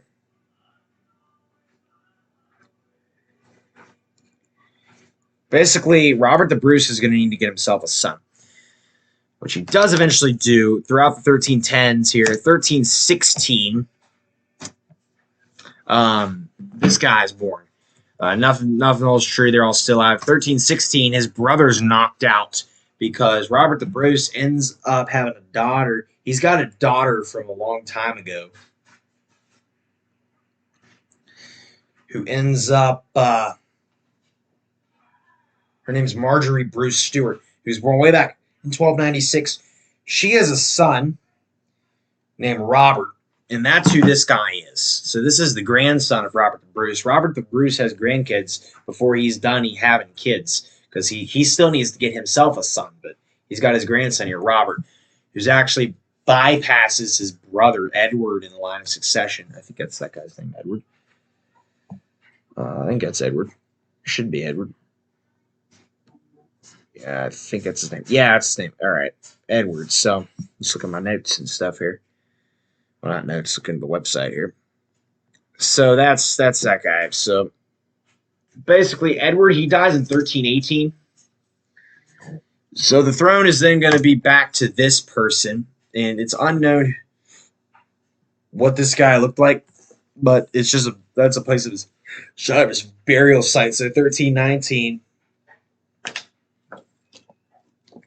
That's just going to show his burial site. So anyhow, that's how that goes. So Robert, the grandson of Robert the Bruce, is first in line. Now he is actually part of the House of Stuart. Okay, because Robert the Bruce's daughter married a man named Walter Stewart, who is the 6th High Steward, Sir Walter Stewart.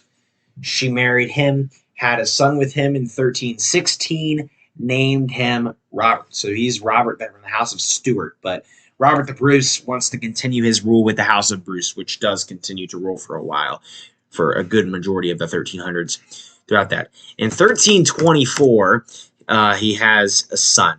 He's got 2 sons. He actually has twins. Robert the Bruce has twins, but something happens to one of the twins. His eldest son, supposedly another twins. I don't really know who was older, but this is David, and then the other one is John. I believe was his name. I don't remember. David and yes, it was John. I think John was actually older. Nah, it was David. David and John. So they're both born in 1324. They live until 1327. In 1327, John dies at the age of 3. But the other twin, David, continues to live. So this is going to put Robert back in the line of succession when we get to 1328. Now, keep in mind, too, Robert the Bruce is David here is part of the House of Bruce. So is this guy. So is Bruce as well. But this guy's from the House of Stuart. So that's that. So this is Robert. You'll see what happens with him later on. But this guy, David, is now the heir. So this is going to hold true until 1329 because only 2 years later, in 1329, Robert the Bruce dies himself at the age of about 55, so not horrible for the 1320s. So he's going to die in 1329, leaving the throne to his son, David II. He becomes King David II of Scotland. Now, this guy here, as I believe this, I don't think it's a son yet. Bruce, let's see here. Matilda, is this it? No, that ain't it. Who's this? Wraith. Probably right who this guy would be.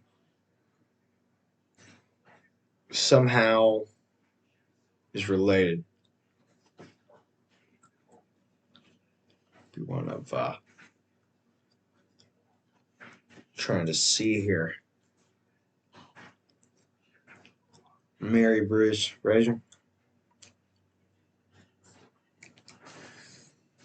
I think this is Dougal Campbell. No, he's dead. Oh, that's who this guy was. These are the Campbells. All right.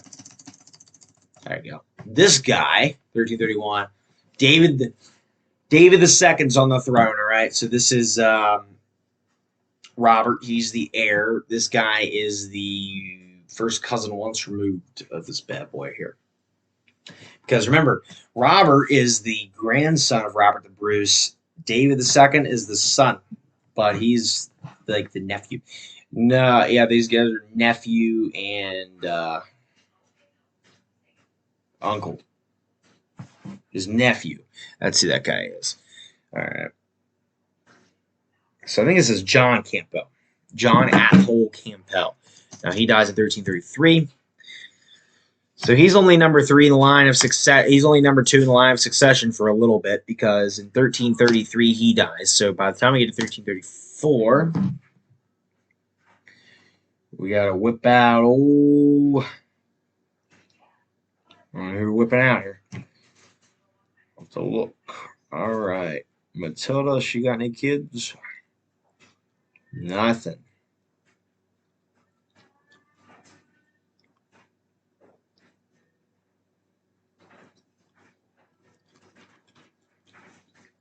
This should be William Dishington, but I don't think it is. No, yes, this is William Dishington right here. He was born in 1287. He is the first cousin of David II. Robert the Bruce's youngest sister had a son named William Dishington. That's who this guy is. 1287 was when he was born. Well, I don't know because I don't think that's him actually because he wasn't alive. No, this is William Dishington. It's his grandson. Shoot. No, it's William Dishington. Okay. She married William Dishington, but they also had a son named William Dishington. That's why I was confused. But anyway, in 1337, Robert here has a son, also named Robert. All right, very creative. And he is pretty cool. Okay. He's very cool. Okay, he's also from the House of Stuart. So this would be the great grandson of Robert the Bruce. David II's great nephew. Best guys, that how is basically that is how. Oh my goodness! Basically, that is how that works. So it's been a long day, guys. So that's going to go through 1300s, 1340s. Not much happens throughout the mid 1300s. I think David II. I don't think he ever has kids. If he did, they would have died before he was born. So this holds true for the 1250s, the 1260s as well, until we all get all the way. So David II, he's going to rule all the way until like 1271. He's on the throne for a long time, despite not having any heirs, really. His heir is his nephew, but surprisingly, he never really has, even though his nephew's older than him. Yeah, keep in mind, too, Robert here's older than David II, so that would be crazy. If he would have been on the throne since 1329, he would have had a really long reign. Robert, if David II was never born, Robert there would have ended up ruling for like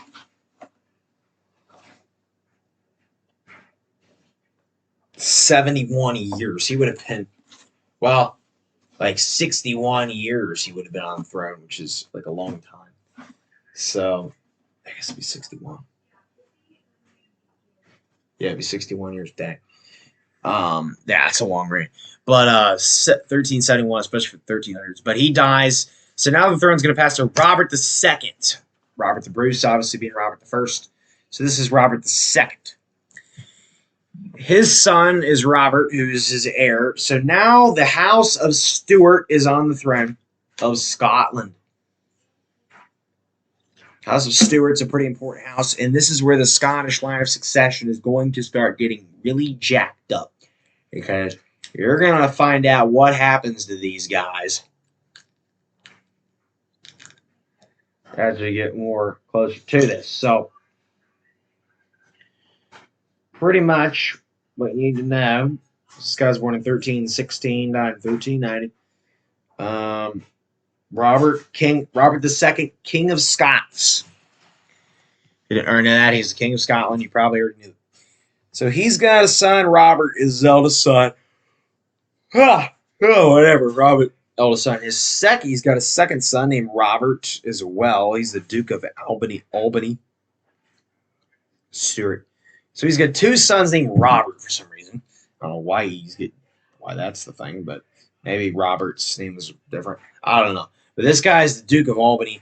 The Duke of Albany Stuart, the second son of Robert II here. So he's going to rule all the way until Actually, in 1278, or not, in 1378, Robert here is Robert III. His eldest son, Robert, has a son named David Stewart in 1378. So that's just going to be there. So this is the grandson of Robert II here, David. Sir David, the Duke of Rothesay, Stuart. Now, this is all going to hold true until 1390. In 1390, Robert II dies at the age of like 74. He's very old. Had he became king upon the death of Robert the Bruce, he would have ended up ruling for 61 years, which would have been crazy. Because remember, he was older than David II, but was alive for the entirety of his reign, and a lot of over in 13 years of Robert the Bruce's reign, he was alive a long time. Old Robert II here, so he dies in 1390. So that by the time we get to 1391, his eldest son. Robert III becomes king. Robert II's eldest son, Robert III, becomes king in 1391. So then over here we have Sir David, the Duke of Rothesay, and then over here is going to be who's this guy? I want to say, oh goodness,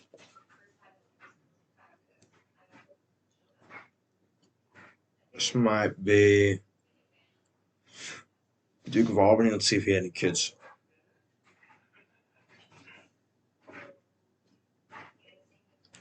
Oh, because he'd still be alive. I don't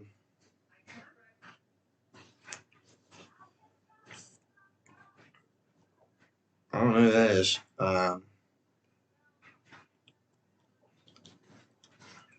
Figure this out here. Okay.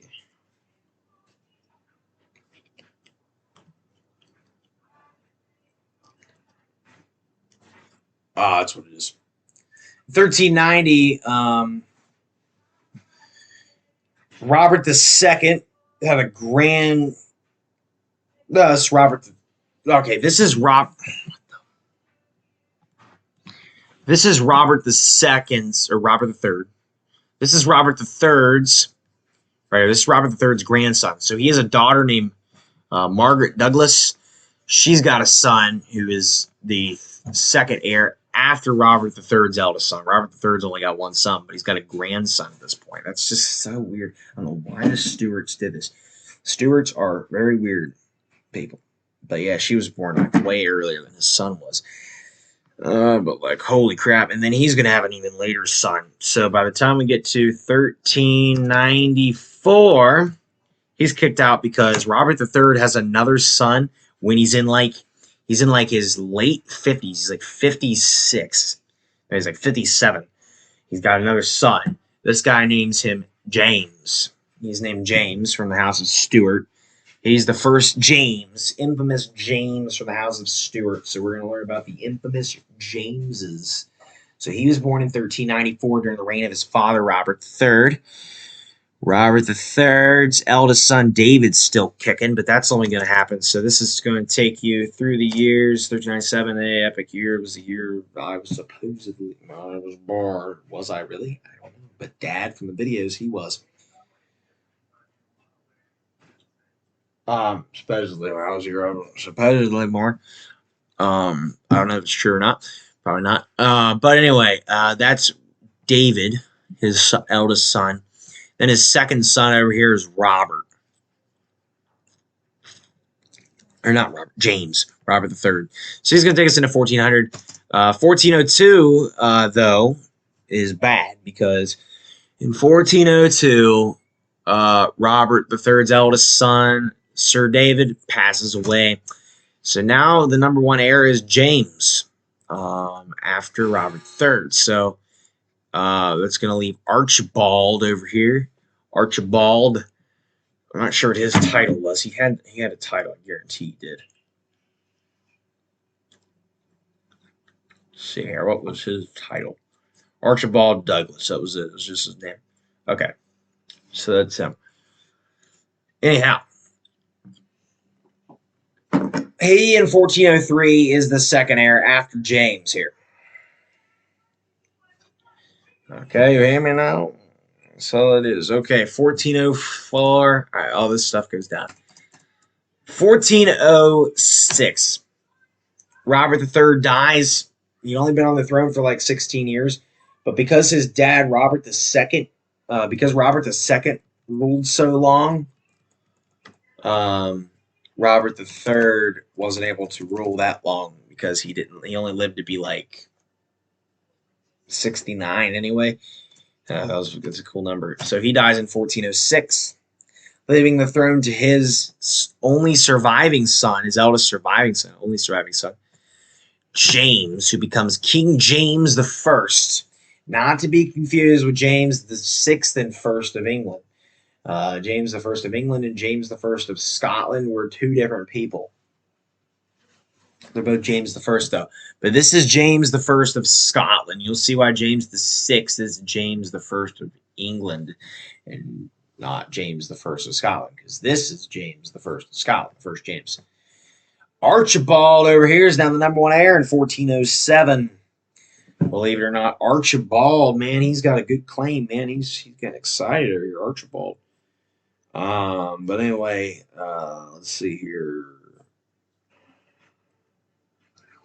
Go back to the Douglases here. Archibald, he's got another son named Sir James Douglas, who I believe is who this guy is here. The second son of the grandson of Robert II. So James I, he's part of the House of Stuart. He's trying to hold on, House of Stuart, because he does not want to go into the Douglases, the House of Douglas, I guess we would call it. But he wants to stay in the Stewart family, which is good. So that's going to take us into 1410s. Not much happens until 1424, because in 1424, James I has a son.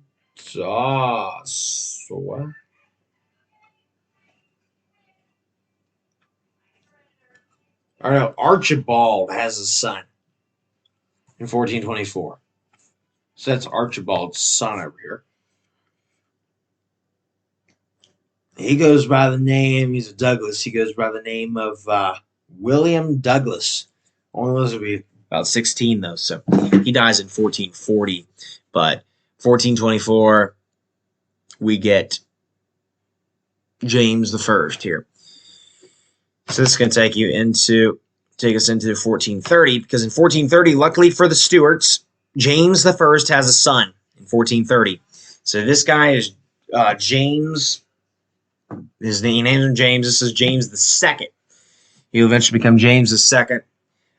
James I is his only son. So he finally has a son. It took him a little bit to get it, but he did finally do it. And yeah, that's how that is. Archibald, after that's kicked down to third in line. Archibald's not too happy about that. But this goes on till 1430. James I doesn't have any more sons. After James II, he does die in 1437. James I does. So he only has one son, and his son's 7 years old. So James II becomes king in 1438, and he is now the King of Scotland, and he's about 8 years old. Basically, James I lived just long enough to have a son, and then make him grow up a little bit, and then he died. He lived just long enough to have a son, and then died, just to keep the bloodline going with the Stuarts. So James II, now king, and James II doesn't end up ruling very long. He dies pretty fast, and which is not good. Let's see, I think he dies pretty brutally too. Let's see what happens to him. Yeah, he doesn't go out too well. We'll get into that here when he dies. Oh my God. So that's 1438. So Archibald is number 1 heir, and this is William, the same guys. So 1439, Archibald dies in 1439 during the reign of James II. And then in 1440, this guy dies. But here's what happens. So Archibald's got another son, a younger son than him. So by the time he dies in 1439, we're going to get... So by the time he dies in 1439, we're going to get... So by the time he dies in 1439, we're going to get the eldest son of Archibald, William, here, and then he's got another son. They both end up dying in 1440. So by the time 1441 rolls around, we're going to get these two completely new heirs who are way off in the line. And basically aren't even close to what's going on here.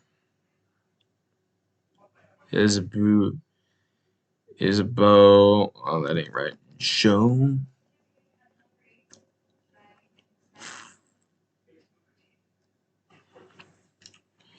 So these guys are just so far off that I don't even know who they are.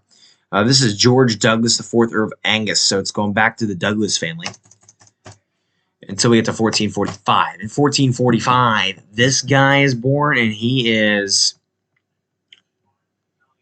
pretty interesting. Try to see here. We're going to go back to James the First. I'm trying to figure out who this person is. Can't figure out who this person is here. Lydia, she's quiet. Yeah, I don't know who this guy is, but he's not important. So this is going to take us into 1449. I'm trying to figure out who this guy is here. So we probably go back to Robert Stewart. Probably go through the daughter lines. These are the scary stuff. He might be a Douglas. I think this is William Douglas. Is this William Douglas? I want to say this is one of the Kerrs. So this is William Douglas. He's got a kid. He's got a son, Walter Kerr. That's who this guy is. He's born in 1445. I think. Yeah, this is definitely William Douglas. Now, William Douglas here, he was born in 1396. He dies in 1494. He lives to be 98, this guy, but he never inherits the Scottish throne. So this is Walter Kerr. That's who that guy is. Okay. 1451, James II luckily has a son named James, who eventually becomes James III, eventually, like, really soon. Because something tragic happens to James II, but James III, he's hanging in there as the heir. And then this guy here, the 98-year-old guy, he was born in 1396, lived from 1396 to 1494. Very cool, 1396 to 1494, very long time. So nothing changes. In 1454, though, James II has another son, luckily.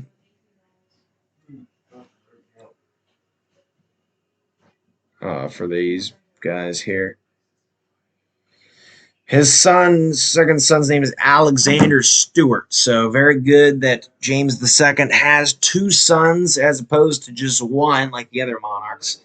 But this ain't going to last because in 1460, idiotically, at the age of 30, James II gets hit with a cannonball in the head. A cannonball, all right? You heard me right. Exploding cannonball. James accidentally was killed at Roxburgh Castle when he stood close to an exploding cannon. He accidentally was standing next to a cannon on July 3rd, or on August 3rd, 1460. He was stupidly standing next to a loaded cannon, and it exploded and killed him. So there went James II. Goodbye. Leaving his 9-year-old son, James III, as king. Now, James III is heir as his younger brother, Alexander, who is 6 years old. So very young monarchs. And then the third heir is a 2-year-old this guy here. Now, this guy, his name is his name is Margaret's son is this is freaking John Stuart Davis. This is John Douglas. He was born in 1459. He actually fought at the Battle of Flodden Field in 1513, which we'll talk about Flodden Field here in a minute once we get there. But he fought there, and that is the memorial commemorating John Douglas. He's one of the leading people during the Battle of Flodden Field. A lot of people talk about him, but people don't really know that he was second in line to the Scottish throne in the 1460s, which is pretty cool. So that's going to be him. So this all goes down the rest of the 1460s. James III somehow was king. I mean, like, his dad just, I don't know what happened to James II, to be honest with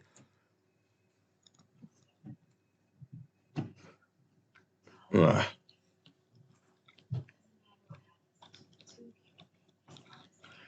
But James III, he ain't going to rule very long either, and his fate is going to end up being pretty gruesome, just like his father's was.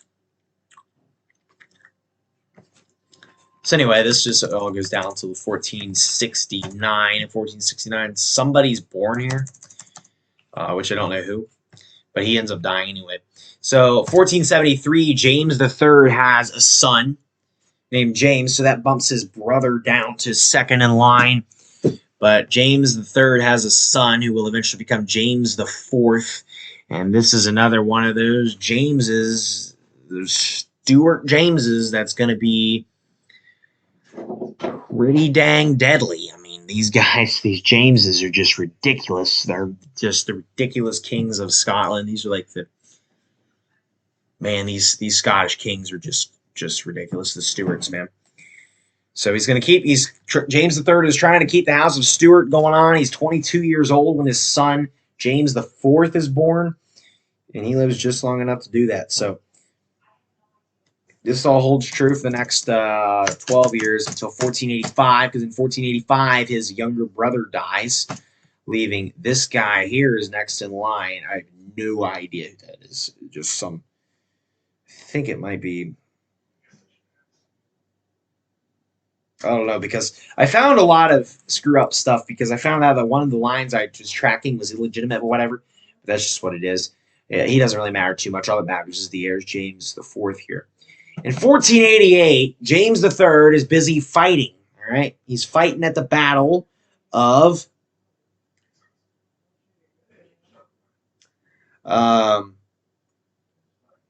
trying to put down a rebellion at Saxe-Coburg on June 11th of 1488. The 37-year-old King James III was wounded, left the field, and he was murdered by a man pretending to be a priest after the battle. He's taken out of the battlefield because he was wounded, and a guy pretends to be his priest and murders James III. Okay? Like, man. So his dad dies by... James II dies by stupidly standing next to a loaded cannon that blows up, and then James III gets murdered by a disguised priest.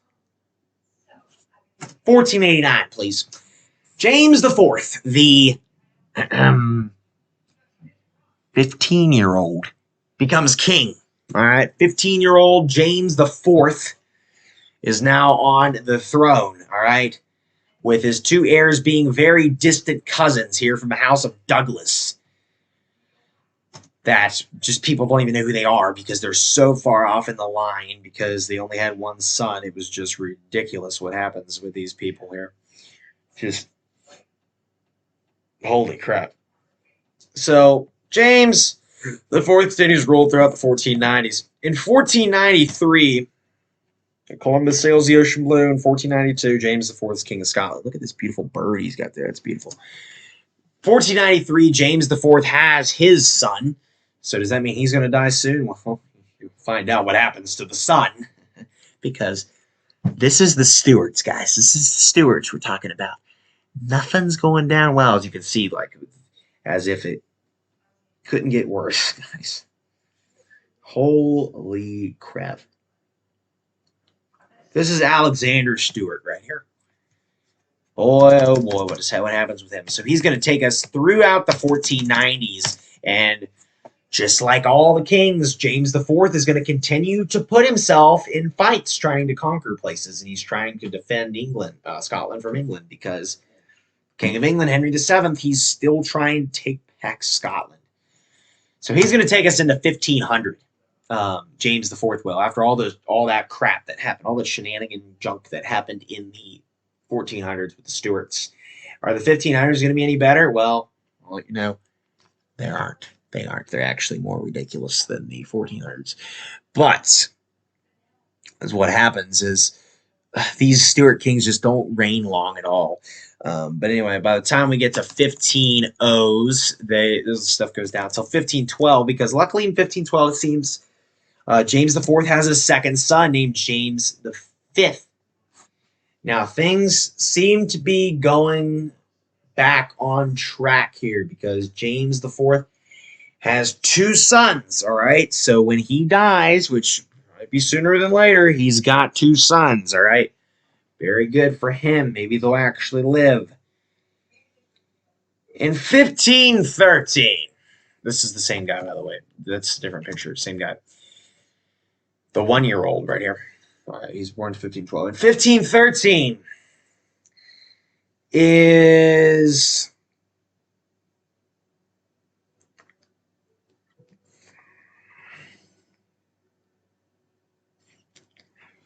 James. In 1513, the King of England, Henry VIII, decides to form an alliance with France. Alliance against France. He joined the Holy Alliance with the Holy Roman Empire, invaded France in 1513, okay? James IV, King James, being not really thinking about his position, being an idiot, just like all the other James, he felt it was his duty under the old alliance to come to France's aid, okay? He decides to help France. Being a good guy. He led one of the largest armies ever to cross the border south of the English, the largest army in Scottish history. He invades England, crosses and faces Henry VIII's forces at the Battle of Flodden Field in 1513. There, the Scots were bitterly defeated. His eldest son, Alexander, fights, and he's not only killed, but the king himself, James IV, is killed. Not only the king dies, but his eldest son is also dead. Both of them get killed. So therefore, who's next in line? The 1-year-old son, James, becomes King James V. James IV lived just long enough to have him and then die. James V becomes king at 1-year-old. 1-year-old. That's it. He is so freaking young, because his brother and his dad are dead. 1513 at the Battle of Flodden Field. So we got James II, who dies by an exploding cannon. James III dies by being murdered by a disguised priest. And James IV dies at the Battle of Flodden Field, leaving very young sons as king. Luckily, he had a son, because man, oh man, if he didn't have James V, would Scotland be going into crisis? Quite so. These are more Douglas relatives, and just doesn't go well for him. This guy here is another distant relative who I'm not sure who that is, to be honest with you. I found out that a lot of these guys were illegitimate, but that person is illegitimate, actually. James V here, King of Scotland, ends up having a lot of illegitimate children. He has a lot of illegitimate children, not a lot of legit children, but he likes having a bunch of affairs and things. He never has kids with his queen, though. Um, yeah, that's just how it is.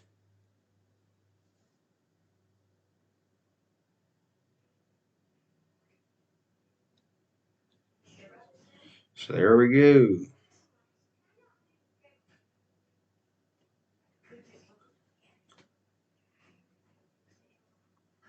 Anyway, sorry about that. So that's 1517. You get the idea. So this guy here, James V, I think his the next in line is probably Mary Stewart. She's probably got a child. I think this is James Hamilton. Yeah, this is James Hamilton, the first Earl of Arran, and then his eldest son, James Hamilton, the second Earl of Arran. He was born in 1495. So James is related because he is the son of Mary Stuart, who is the daughter of James the Second. Okay, that's how you get those. So James the Fifth continues to rule again. He's born in 1512, so he's only 8 years old in 1520. My God. It was just long enough throughout the 1520s. This guy dies in 1529. The first Earl Aaron, James Hamilton, first Earl Aaron, dies in 1529. So that by the time we get to 1530, this guy is now, his eldest son James is now heir to James V. And then he's got a younger brother named James as well. I don't know why they keep naming all these same kids James.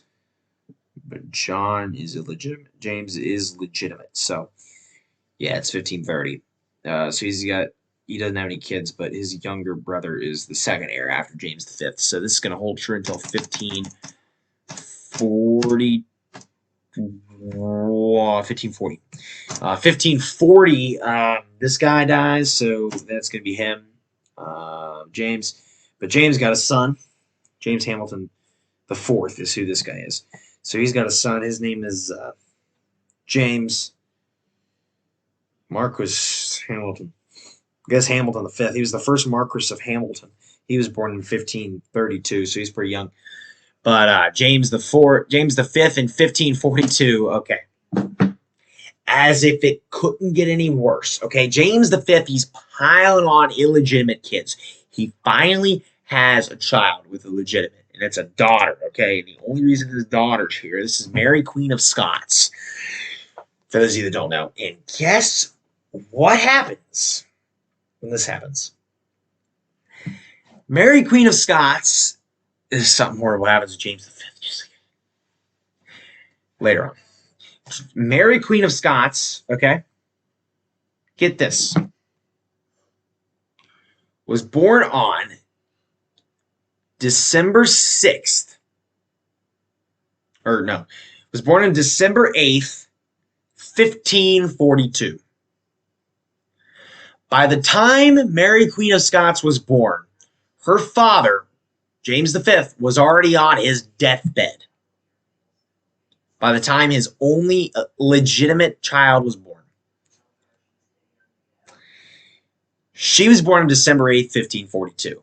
James V died on December 14th, 1542. Mary, Queen of Scots was... I could you not? I'm not even joking right now. This is the last Stuart monarch. 6 days old when she became Queen of Scotland. 6 days old because her dad died when she was 6 days old. She was the only legitimate child of James V because James V had a bunch of illegitimate kids. He had no legitimate kids besides Mary, Queen of Scots. She was 6 days old when James V died. So she becomes Queen of Scotland in 1542 on December 14th of 1542. Man, these Stuarts are just something else. And then this guy here is now the number one heir, and then this guy. So Mary, Queen of Scots, man.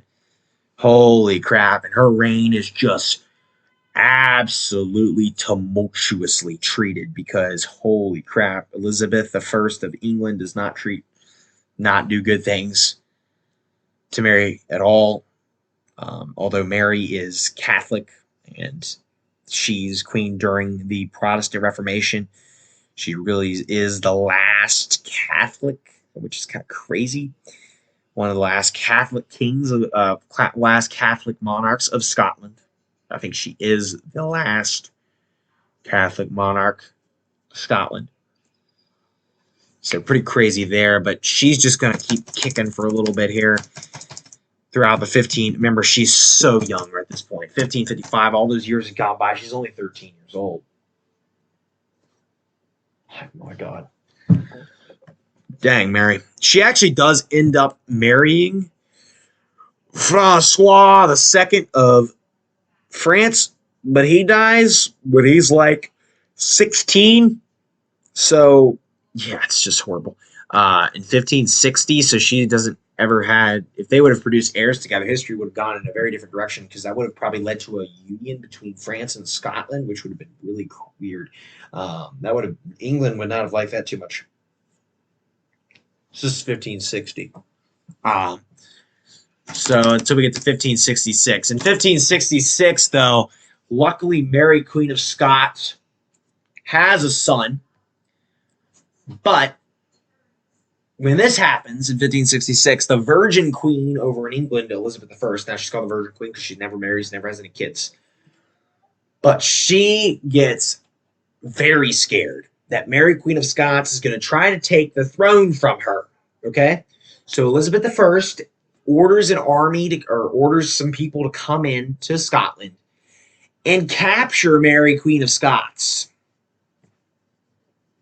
and take her to the Tower of London, where she will spend the next 20 years before she is executed.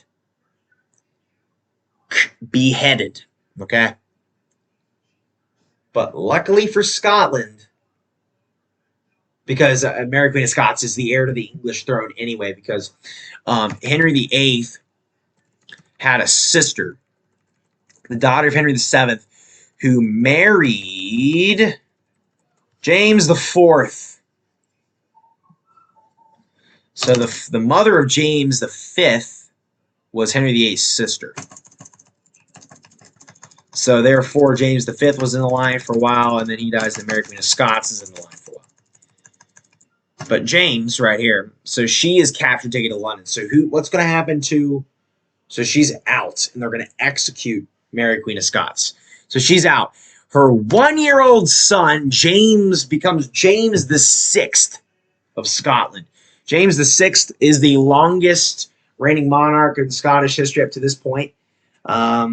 He becomes king at 1 year old. This is James VI. He's the first king from the House of Stuart, because Mary, Queen of Scots, from the House of Stewart, S-T-E-W-A-R-T. She marries a guy with the last name Stewart. Now she kind of kills her murders her husband. That's a story for another day too. Like, holy crap, Mary, Queen of Scots, Stewart, it's ridiculous. Stewart. So, but then James survives and then becomes king at 1 year old. So he's part of the House of Stuart, S-T-U-W-A-R-T, or S-T-U-A-R-T.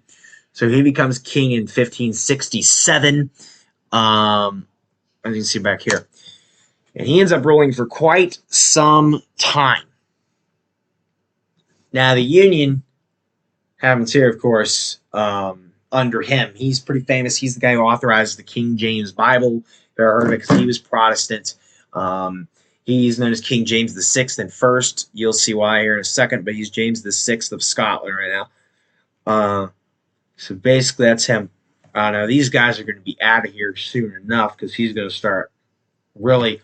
James VI was a great king, and he really puts a firm hold on the monarchy finally, dude. So James VI, he rules for a while. It's 1569, 1570, he's still king. All right? And this all is going to hold true for a while, but in 1575, this guy dies. So then you're going to get this guy. And then he even has a son here who's the second heir, but James VI doesn't care. He knows what's going to happen. 1580s go by. He's still ruling, for a long time. 1589, I think this is this guy's brother. I think he's got a son finally in 1589. But in 1594, James VI has a son of his own. This is Henry Frederick Stewart. He's born in 1594. He's now the heir to the Scottish throne. Very cool. He's Henry Frederick Stewart. His name. He's the eldest son of James VI. Now, which bumps this guy down to third in line. 1596, James VI has a daughter named Elizabeth Stewart. So now we're officially into male preference primogeniture format, which is basically females are now allowed to inherit the throne as long as there's no males available. The females can now inherit the throne, but males take precedence over females. So if James VI were to have another son, he would take precedence over her in line of succession, which does happen in 1600 when Charles is born. So James VI has a son named Charles. He's got another son named Henry. Henry and Charles here. So that's just through the next of the 1500s. So 1600, he has the year 1600, November 19th, 1600, he has another son named Charles here. In 1603, something crazy happens. So this is how the succession is working right now. In 1603, something crazy happens because Elizabeth I of England dies, and there's no heirs in the English branch to take the throne. So they have to invite James VI to come into England and become King of England, forming a union between the crowns of England and Scotland. Now, they're not officially, they're still separate kingdoms, but James VI becomes King James I of England. Now, he's known as King James VI and first because he's the sixth King James in Scotland, but the first King James in England because James I of Scotland is, if you remember, is this guy. I don't know if you guys remember. It was a long time ago. Go back to the 1400s, man. We gotta go back to early 1400s. What's he got here? This bad boy. This is James I of Scotland. There's James II. There's James III. There's James IV. There's beloved James V. There's Mary, Queen of Scots. There's James VI. And then there is James I and VI. This is the same guy. So the heirs are the same. So now that they're formally united, we're going to cut to the last segment of the video, and I'll see you guys there. All right, ladies and gentlemen, all right, folks. Shirt change. Shirt change again, or this is the first shirt change of this video. The only one. It is about 5 a.m. right now, guys. So I got up very early to film this because I ain't got time today to do this. So it's 5 a.m. right now. I'm in the basement because my computer was about to die. So, man, it is freezing cold down here. So with this, I got my my robe on still, my Samsung robe, very kingly of me. I changed the picture down there to King George III because he's more of a modern king, as with William the Lion was more old, so I decided to change him so that way we get a more modern interpretation of the Scottish monarchy.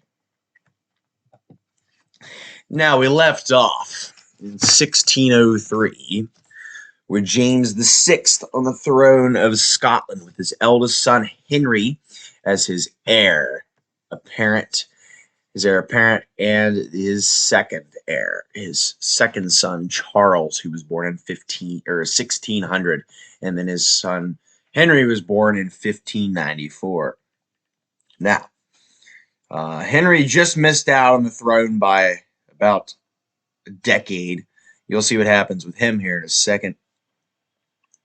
So James VI. Let's pull him up here. So we're going to continue on with the years here. Not much changes. In 1607, the first English settlement in the Americas is named in honor. It's Jamestown in Virginia, which is named after King James VI. It's very cool. Moving forward a little bit. 1611, he authorizes the King James Bible, which is a pretty famous version of the Bible. So if any of you guys read that one, you can thank King James VI for that. Man, this crown is just really nice. All right. So we're going to continue on here. In 1612, tragic strikes in the Stuarts. I remember again, House of Stuart. This coat of arms up here is the Nemo Me Ipune Lassisit, which is the symbol that the crowns are united, but they're not united kingdoms. England and Scotland are still separate kingdoms at this time. But the monarch, James VI, is ruling over both kingdoms. They're not going to get united until Queen Anne.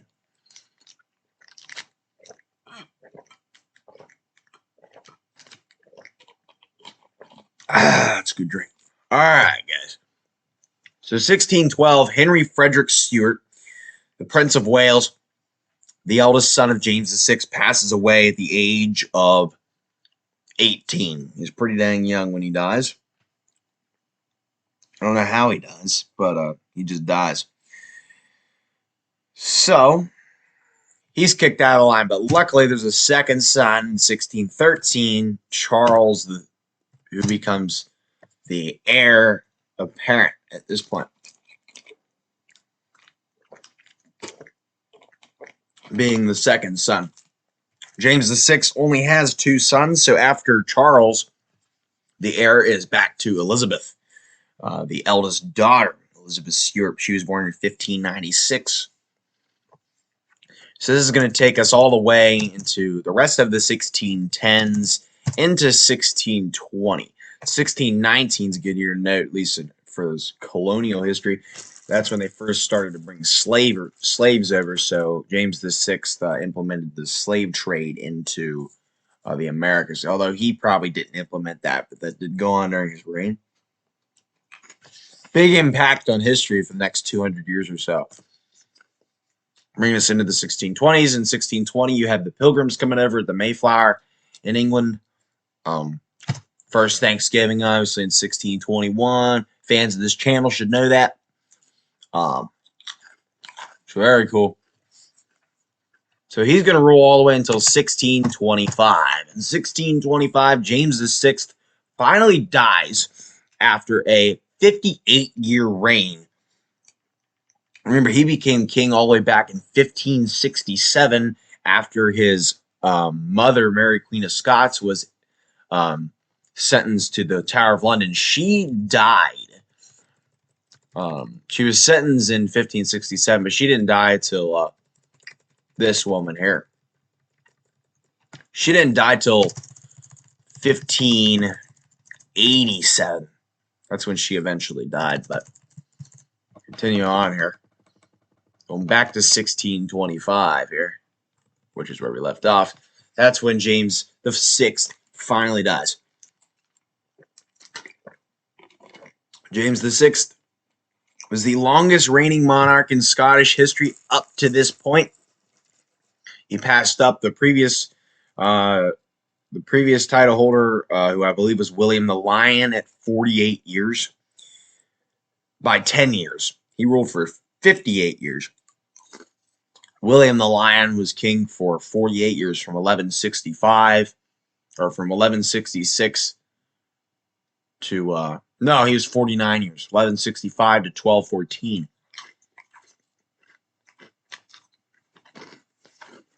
So, pretty cool is that. So, of course, his eldest surviving son, becomes King Charles I in 1626. Now, Charles I was quite a nasty king, if I do say so myself. He tried to become pretty powerful, which provoked a lot of the Scottish and English people to not like him too much. And you'll see what comes with his fate later on in the 1640s. Now, 1626, he's chilling. You know, he's pretty young, whatever. But his heir is his eldest sister, Elizabeth. And then she's got Elizabeth over here. Elizabeth Stuart's got a son who was born in 1618. His name is Karl I, Ludwig von der Pfalz. And he is the son of Frederick V von der Pfalz, a German. Elizabeth Stuart here married a German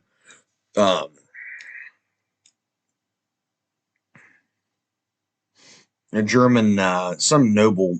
So therefore, their son is now second line of throne. Elizabeth does take precedence over him because it's a male preference system. So females can inherit the throne now. It's not semi-Salic law like it had previously been for a while.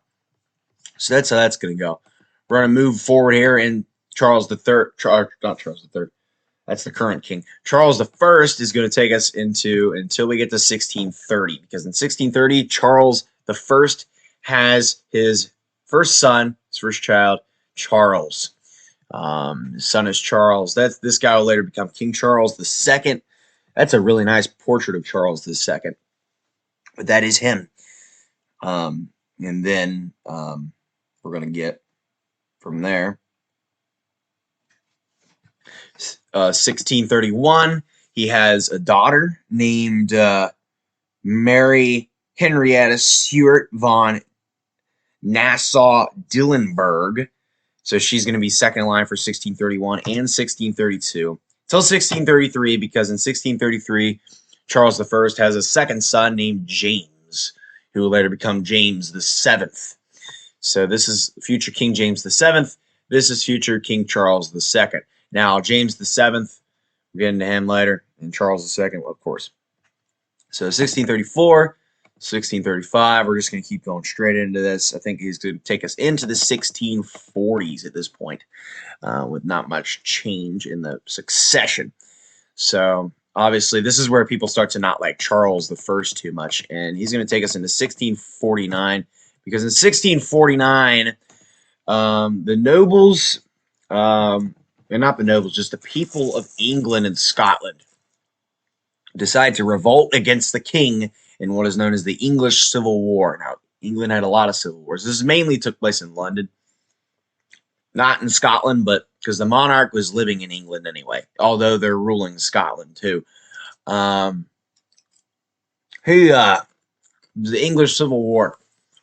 So, an army led by a guy with the name of Oliver Cromwell, come in, capture Charles I, and have him beheaded, publicly executed for treason, I guess is what they said, but because they didn't like him too much.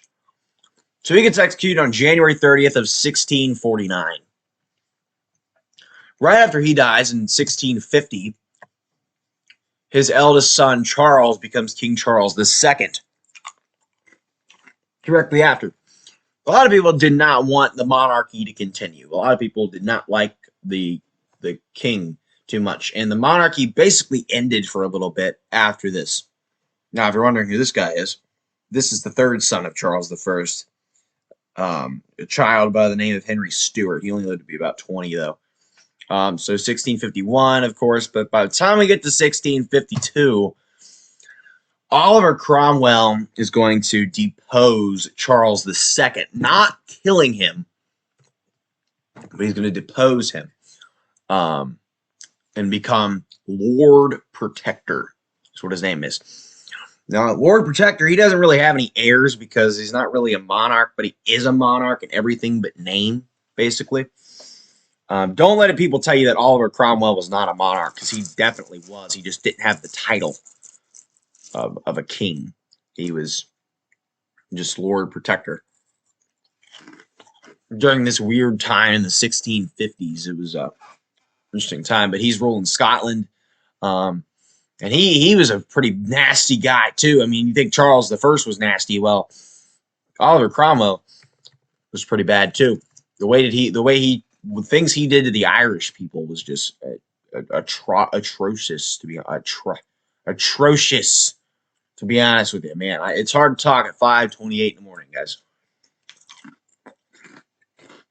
I got up at 5:01 because I need that extra minute. But yeah, he's going to continue to rule until 1658. Luckily for the monarchs, for the Stuarts, he dies in 1658, not very long into his years. So his son Richard becomes Richard Cromwell in 1659, but that's only going to last for a year, because in 1660, Charles II is able to take back the throne and become king again. which is very nice. And his heir, obviously, is his brother James VII, and then his other brother Henry. But Henry's going to die in 1660, leaving the next heir is William over here. This guy is the Prince of Orange over in the Netherlands. He is the son of Mary Henrietta, the eldest daughter of Charles I. So pretty cool with that.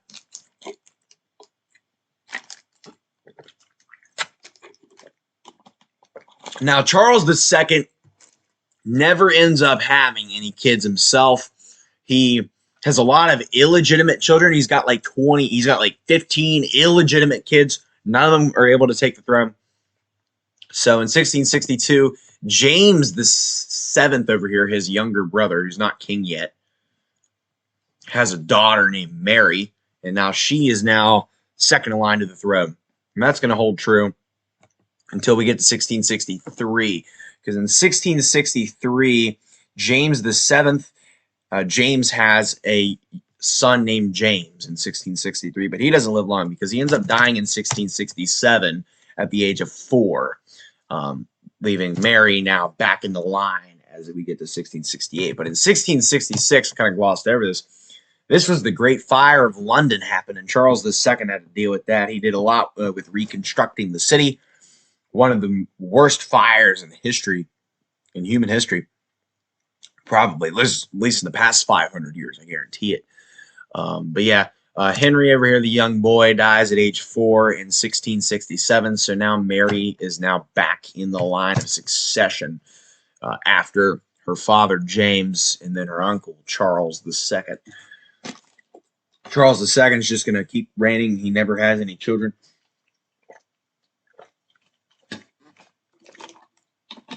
So that's how that goes. So now we get to 1669, 1670. We're into the 1670s. Not much changes as far as succession goes in the 1670s. So we're just going to gloss over that. I gotta go speed mode because I gotta get this done before 6:30 because I gotta leave the house. So that's 1680. Anyway. So Charles II is going to die in 1685. Now, keep in mind, Charles II is a Protestant, okay, which a lot of people accepted. A lot of people of England and Scotland were Protestants, and they liked the monarchy being Protestant. So let's see what happened here. Charles II dies in 1685. So getting into 1686, we have James VII is now King of England and Scotland. He's known as James II and 7th because he's the second King James in Scotland. The second King James in England, but the first, oh God, the second King James in Scotland. The second King James in England, the 7th King James in Scotland. So he becomes James VII. Mary, his eldest daughter, is his heir, and then his second daughter, Queen Anne. Her name's Anne over here. That is now that. Now, James II is Protestant this time, but in I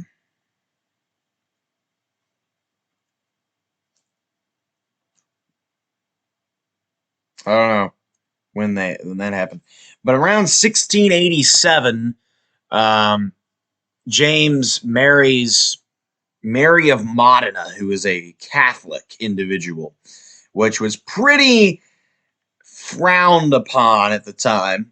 A lot of people see the monarchy had been Protestant for a while, since James VI, and a lot of people liked it that way. So he marries a Catholic, so people kind of start to get scared that the monarchy is going to be Catholic again.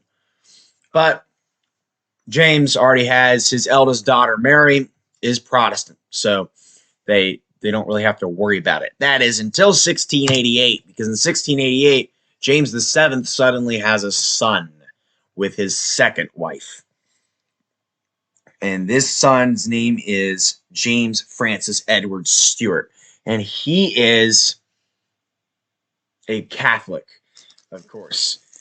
And He was born in 1688, and a lot of people got really scared that the monarchy was going to become Catholic again. So they invite Mary the Second and her husband William of Orange, who, if you remember, he's back here.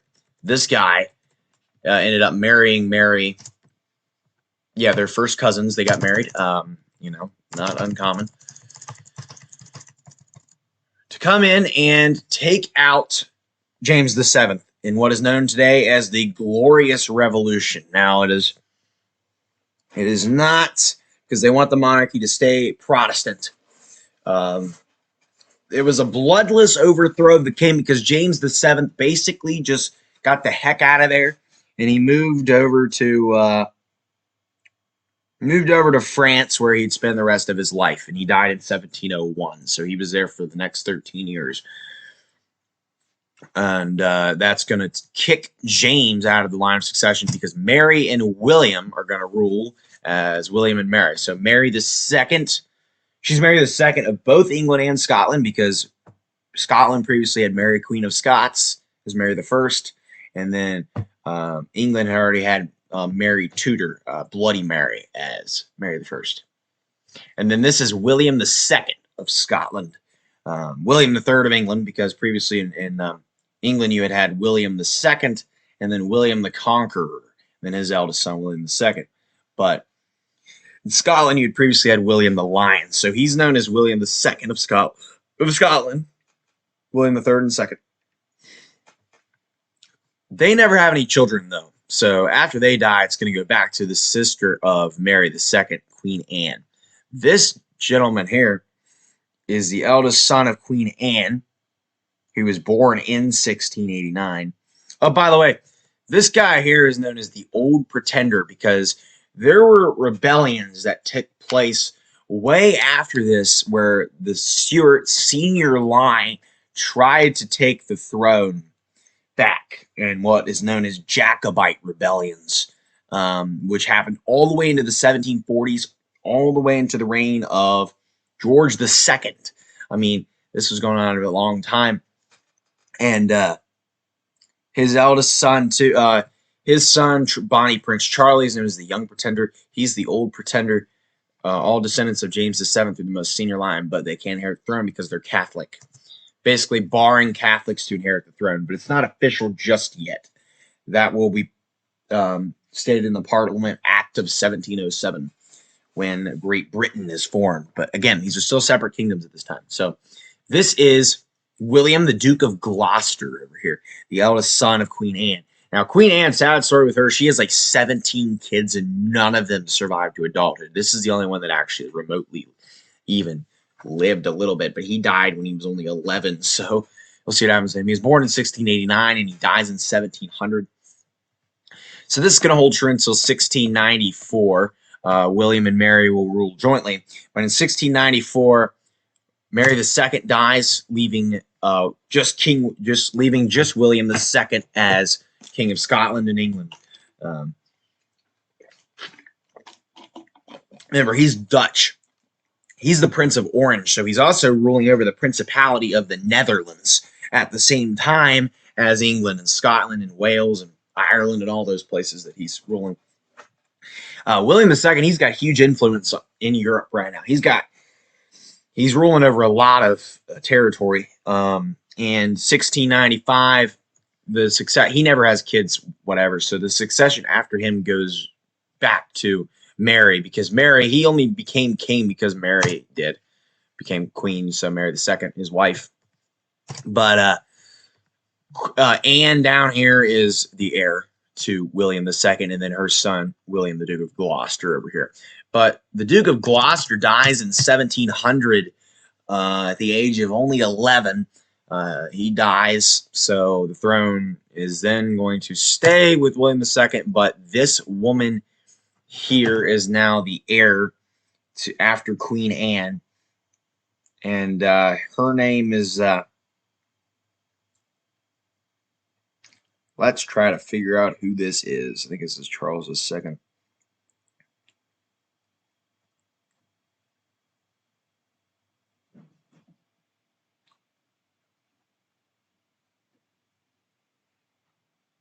Let's see. No, I went up too far. So we need to go to the sibling, Charles the First siblings.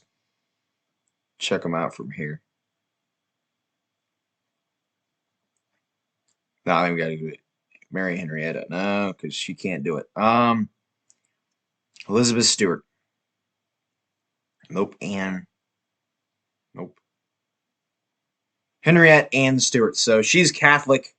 This is Maria Louisa de Orleans. No, that's not her. This is Anne Marie de Orleans. She's French, so strongly Catholic, and she is after Queen Anne. So they don't want this person inheriting the throne either because she's Catholic. Queen Anne and William II are Protestant.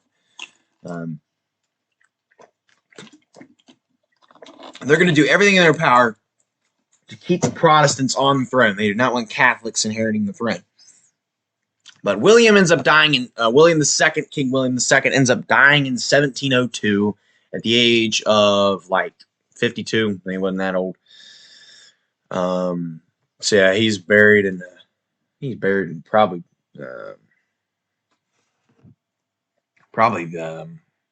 Westminster Abbey, if I had to guess, but I don't really ever sure. Well, let's find out because I'm actually kind of curious. He might be buried in the Netherlands, although I doubt it. Nah, he's buried in Westminster Abbey. All right. So go back. Yes, so Anne Marie de Orleans. Okay. So when we get into 1703 here, Mary, or not Mary, 1703, Queen Anne is now on the throne of Scotland and England.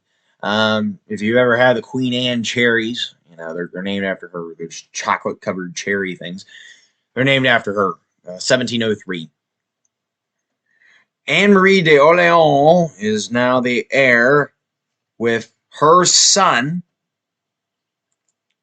Vittorio Amadeo of Savoy, the Prince of Piedmont, is now the second heir. These guys are both Catholic, and they live in France because the daughter of Charles the First, Henriette, married Philippe the First, the Duke of Orleans, who was the younger brother of Louis the 14th of France. So very cool. So this guy's actually a descendant of Louis the 13th. Whatever. The second son of Louis the 13th, younger brother of Louis the 14th, Henriette. Charles II's youngest daughter married him. So very cool. Philippe. So this is going to hold true until 1707. In 1707, the succession is going to change because something goes down in 1707 called the Parliament Acts. And this is going to form the Kingdom of Great Britain right here. So this is the old British flag. The kingdoms of Scotland and England officially unite. They are no longer separate. So Anne is the last queen of independent Scotland and England. It's going to form Great Britain, which is the united version of the two kingdoms. As you can see, it's the Scottish flag and the English flag combined there. Very cool with that. So they passed what is known as the Parliament Acts of 1707, which states a lot of things. How the succession will work moving forward, and that they're going to bar all Catholics from inheriting. So from this point forward, it's still true to this day. No Catholic is allowed to inherit the throne of England or Scotland, the throne of Britain. No Catholics allowed to inherit the throne of Britain, even to this day. So if, Prince William, the heir to the throne right now, if he were to convert to Catholicism, he'd be kicked out of the line of succession. It seriously works like that still. Pretty crazy. But it also states that every monarch following Queen Anne must be a descendant of this person here, Sophia of the Palatinate.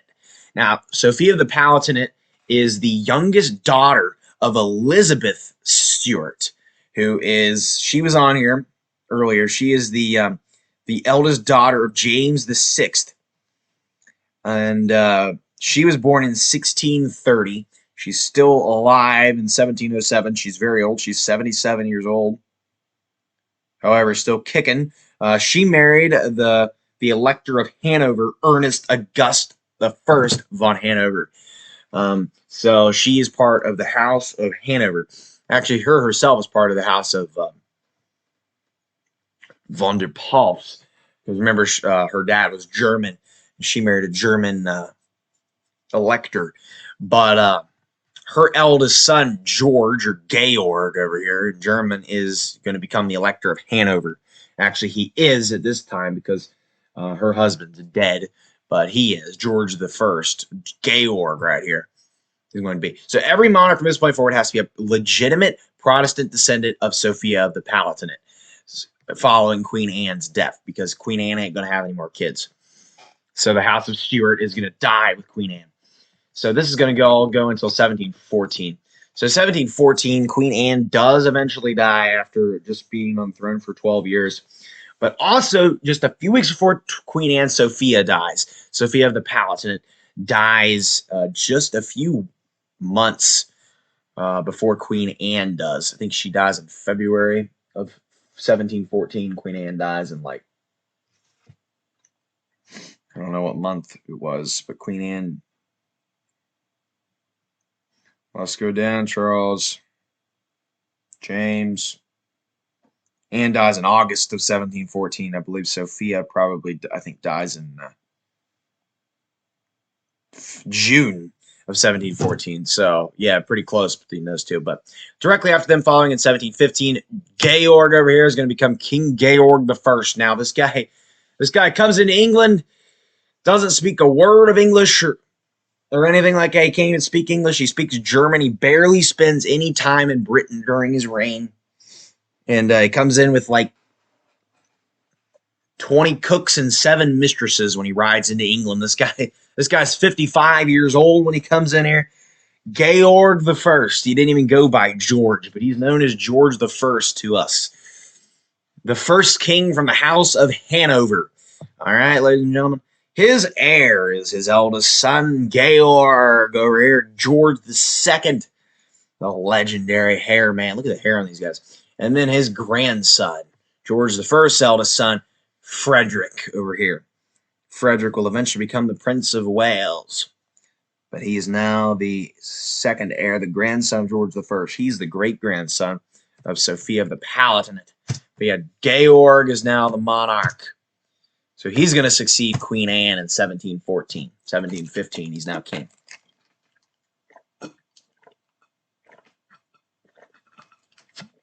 So very nice. The Hanovers are now on the throne of Britain. They will take charge in Britain for a while now. So Georg I, George I, again, he never learns English. He's going to rule for the rest of the 1710s, and he's going to take us all the way into 1720. Actually, all the way into 1727.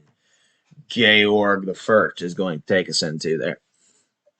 He will be succeeded by his eldest son, Georg II. George II actually decides that he might be wanting to speak English, but he still speaks a lot of German. He was born in Germany in 1683, so he still spends a lot of time he spends much more time in Britain than his father did, but still not as much as some of the others. He's still the king of Hanover at the same time. So is Georg I. George I and George II were both kings of Hanover as well in Germany. So that was a small German kingdom because the Holy Roman Empire, part of the greater Holy Roman Empire, the Holy Roman Empire had been collapsing for the better part of like 300 years. Up to this point anyway. But his eldest son, Frederick, is his heir, and then his second son over here, Prince William Augustus, is his second heir. This is all going to hold true until 1737. Because in 1737, his son, Frederick, has a daughter named Augusta Charlotte Hanover, Brunswick, Wolfenbüttel. And then in 1738, he has a son named George. Now, this guy probably looks familiar because he's right on the screen over there. This guy will become King George III here in a second. So Frederick, keeps ruling, or George II keeps ruling. He's still dealing with Jacobite rebellions led by Bonnie Prince Charlie in 1745, who is the Young Pretender. So the descendants of James VII, who are the most senior, they're Catholics, of course. They're still trying to take back the throne, but they can never do it. And they're freaking mad at this point because, like, so you're going to go to this You're going to go to this way distant line who don't even speak English. Well, the reason it went to the Germans here, George the First and George the Second, is George the Second is the most senior descendant of James the Sixth, who is Protestant, because all the rest of them are Catholic. James the Second was the only Protestant one. And James the Second, fun to know, is out of every single monarch in Europe right now, James the Second is the most recent common ancestor of them all. The most recent royal common ancestor. He was born in 1683. It's very cool. Now, in 1746, they're still dealing with him.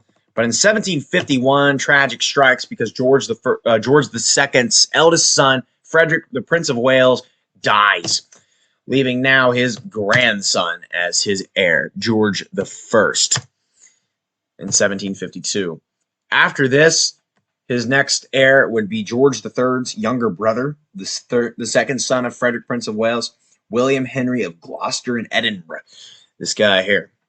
He is now the second heir. Now, George III is now the heir to George II. Now, George II is going to kick all the way until 1760. In 1760, George II ends up dying after a pretty decently long reign, and he gets some hot chocolate, goes into the bathroom, takes a dump, and he pushes so hard that his heart explodes and he dies. But he's pretty dang old. He's 77, so you can't get mad at that. In October of 1761, glorious day in October of 1760, he gets his hot chocolate. Apparently, some people might speculate he got poisoned, whatever. He died on the toilet, basically, his heart explodes. I think he might have pushed too hard or something. Either way, George III is now on the throne, and he is king during the American Revolution, which a lot of people know. He's the guy who makes the colonists mad, which forms the U.S. He also is ruling over the American colonies at this point. All these kings, since James VI had been ruling over the colonies, George III is the last one to be doing that. But that's not the end of the British Empire one bit, because that's going to go all the way into the reign of even George VI. I mean, they're going to go way down there. So George III, his two heirs are his two younger brothers. Like I said, William Henry of Gloucester, and then his other son, Henry Frederick of Great Britain, right here. Now, he was kind of a war general, so that's why he's got the red coat on there. But in 1762, George III has a son named George, who becomes the Prince of Wales. This guy will later become George IV. And George III ends up ruling for a very long time. He ends up ruling for 60 years, beating out James VI. He will become the longest reigning monarch in Scottish history up to his death, up until the next one takes him over. But that's going to jump George II's, or not George II. It's going to jump George III's younger brother, William of Gloucester, William Henry of Gloucester, Duke of Gloucester and Edinburgh, down to second in line. But in 1763, George III has a second son. This time, his name is going to be Frederick Augustus Hanover. So this is his second son in 1763. So that's going to take us all the way through the end of the 1760s. Passes the proclamation line, 1763. Taking us into the 1770s, of course, you get in the U.S., you get the Boston Massacre and stuff. 1773, throughout the 1770s. War breaks out against the colonies in 1775. They sign the Declaration of Independence. He's not too happy about that because he imposes all the taxes on them. George III does. He's going to roll throughout the 1770s into the 1780s. Officially loses the colonies in 1783, which is not good for Britain. He's going to rule all the way for a long time. As you can tell, he's been on the throne for a long time. Not much changes succession-wise in the 1790s until 1796, when George, his eldest son, has a daughter. This guy hated his wife, Carolina Brunswick, was it? I think it was. Yeah, Carolina Brunswick. He hated his wife. So that was kind of... They had one kid together, Princess Charlotte over here. Charlotte Augusta. She did not live long because she ends up dying in childbirth. sad story with her there. But that's just how that is. But she was born in 1796. She's the second heir after George IV. He's part of the House of Hanover. So George III's granddaughter. George III is going to take us into 1800. Yeah, he's king for a long time, but he's still got 20 years left in him. This is all going to go through the rest of the 1800s. In 1801, George III unites Ireland with Britain to form the United Kingdom. The United Kingdom, as we know it today, was formed under the rule of George III. So you can thank George III for the United Kingdom. UK was originally founded in this time. So he's going to rule all the way until it's almost time to go. I got to get this done in the next 20 minutes. So he's going to rule all the way until in 1817, though, his granddaughter, Charlotte, has a child, but dies in childbirth, and her child dies too. She dies in childbirth at the age of 21. So she's kicked out of line of succession. So welcome back. And Frederick Augustus Hanover is now back second in line after the death of Charlotte, which that was not very good. And then George III does die in 1820 at the age of 82. Very old. George III dies in 1820, leaving the throne to his eldest son, George IV. Now, George III had pretty much gone mad in 1816, or most of the 1810s. George was basically serving as king, but he was king. He was kind of like, the Prince of Wales was kind of like ruling, but George III was obviously the king, but he was just carrying out some of his duties for him. Epic sideburns, by the way, George IV. So that's kind of how that is. But in right after Christmas Day, 1819, George III gets diagnosed with some sort of blood disease that eventually will kill him. And in January of 1820, he eventually will die at the age of 83 after a reign of a whopping 60 years, the longest in British history up to this point. So by the time we get to 1821, George IV is now king. Now, he doesn't have any kids alive. He doesn't have any living kids because his one daughter died, and his stillborn grandchild was dead too. So he only had that one child, as he hated his wife. He didn't want to have a bunch of kids with her. So Frederick Augustus Hanover is now, well, he actually ends up remarrying in 1821 to Maria Fitzherbert. No, that was earlier on. I don't even know what's going on here. He'd already divorced before that. Anyway, this is Frederick Augustus, whatever. Frederick Augustus Hanover, and then William, the third son of George III right here. George III's third son, this guy here. So his eldest son, George, becomes George IV. Of course, the man, George IV in 1821. Of course, Luigi time. Okay. So that is. So he's going to rule for about 10 years. George IV doesn't rule too long because his dad lived forever. In 1827, though, Frederick Augustus dies, leaving now William is now next in line. Now the fourth son, the Duke of Kent, Edward, is dead at this point. Now these guys are all kings of Hanover too. George IV had inherited the throne of Hanover with his son after his father George III, who was also king of Hanover in Germany. So they're rolling some land in Germany too. But in 1820, just about a week before George III died, their fourth brother died, Edward Augustus Hanover, the Duke of Kent. But he had one daughter named Victoria. You guys probably know her. She is now next in line. So this is the niece of George IV and William over here. Now in 1830, she was born in 1819, by the way. George IV dies in 1830, leaving the throne of both the UK and Hanover to his younger brother, William IV. William IV becomes king of the UK and Hanover after the death of George IV. He's the third son of George III. Now, his heir is his niece, Queen Victoria, who's more senior than this person over here. This is Ernest. This guy's name is Ernest Augustus von Hanover, who is the 5th son of George III. George III's 5th son.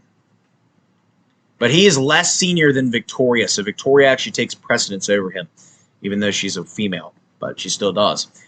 So William IV, he actually bans the slave trade in the UK in the 1830s.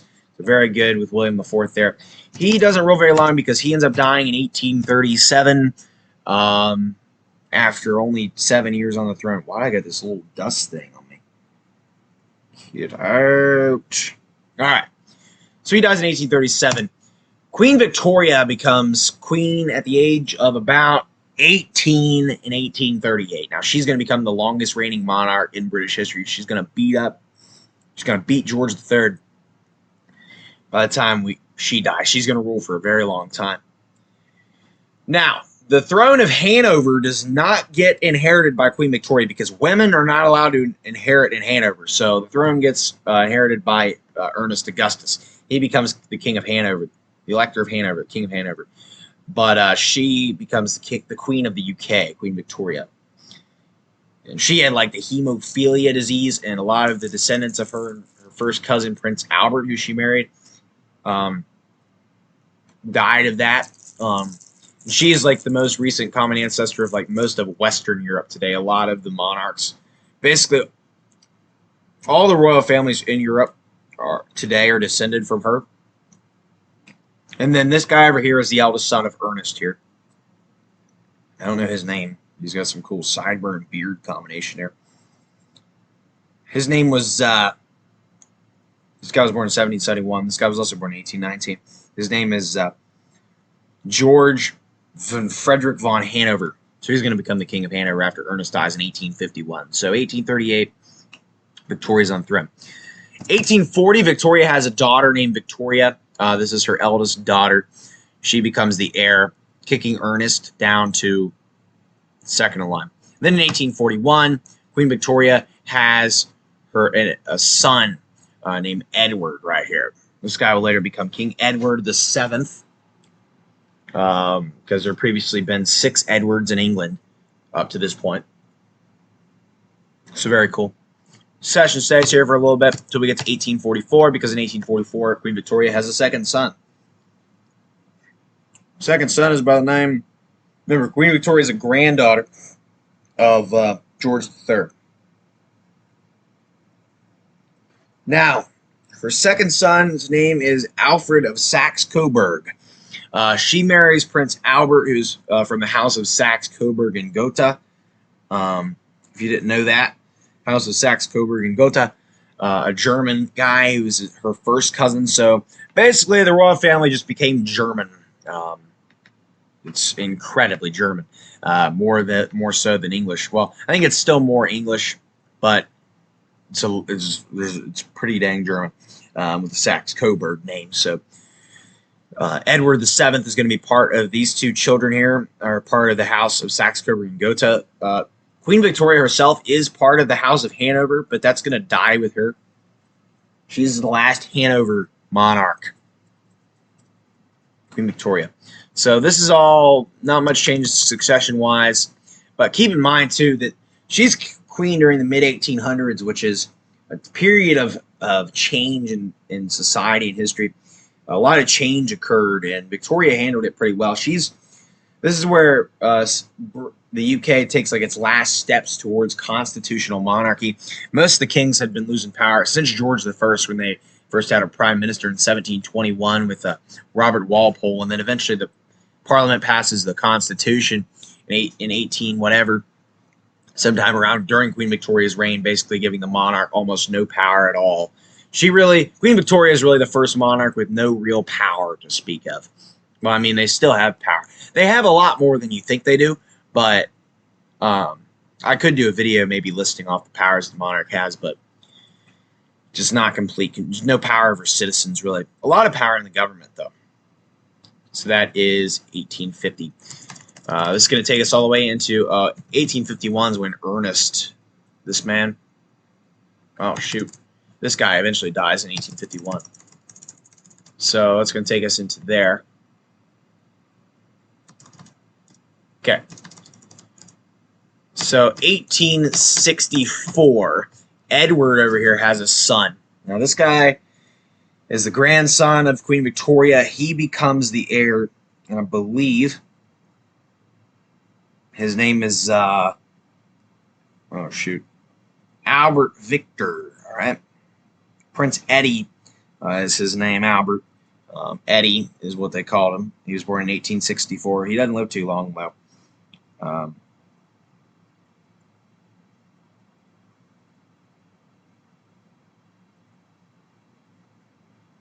And there is rumors that he died from like a morphine overdose, but most likely he was poisoned or something like that. Pneumonia. He had pneumonia at the age of 28. So, pretty sad for that. A lot of people thought he would be an unsuitable king anyway. But he's going to die here soon. In 1892, Edward VII's son ends up dying in 1892. Now, keep in mind, Queen Victoria is still on the throne throughout the 1890s, 1800s. I mean, she's been on the throne since 1837, very long time. He dies from pneumonia. Some people think he had a morphine overdose, but a lot of people didn't like him too much. Thought he would be an unsuitable king. Outside of his family thought it was very sad because he was the second heir to the throne, but most people thought of it as a relief. So after he dies, the second son of Edward, George, his name's George, he becomes the second heir after him in 1893, 1892. So as we get into 1893, he's going to be there. So basically that's how that goes.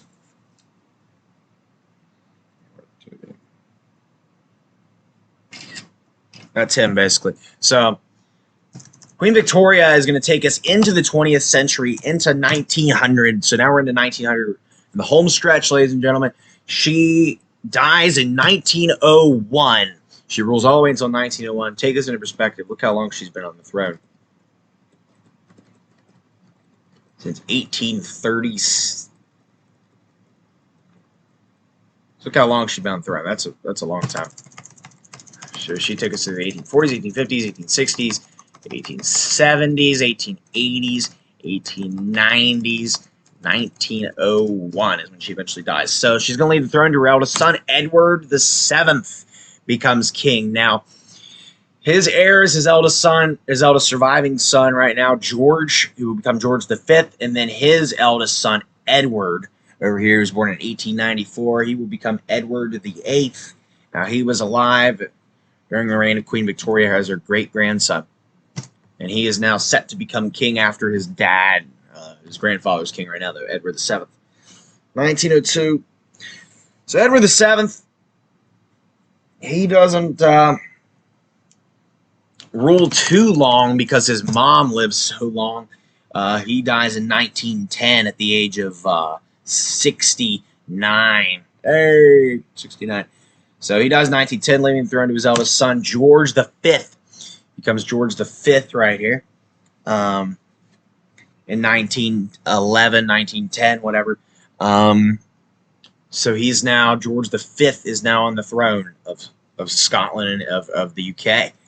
Now he's king during World War I. World War I breaks out in 1914. This is his second son, Albert, right here. And then his eldest son, Edward and Albert. They called him Bertie or whatever.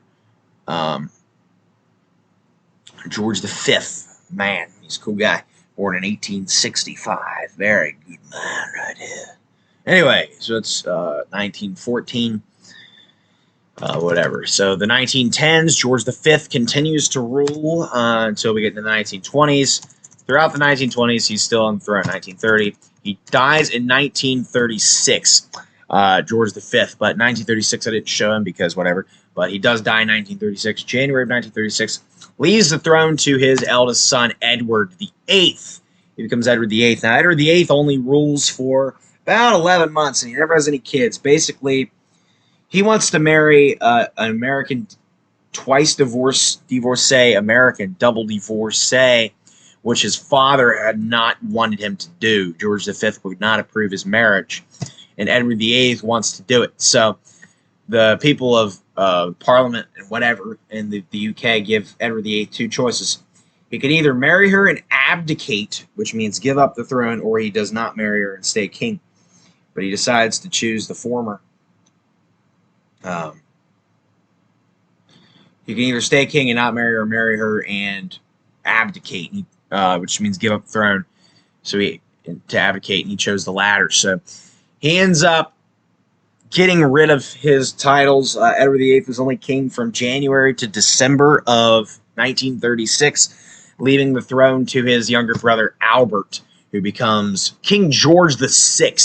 He takes the name George VI, and Edward VIII. A lot of people thought his dad George V did not think he'd be a good king, and he said somewhere in his will that he wanted nothing to come between him and the throne.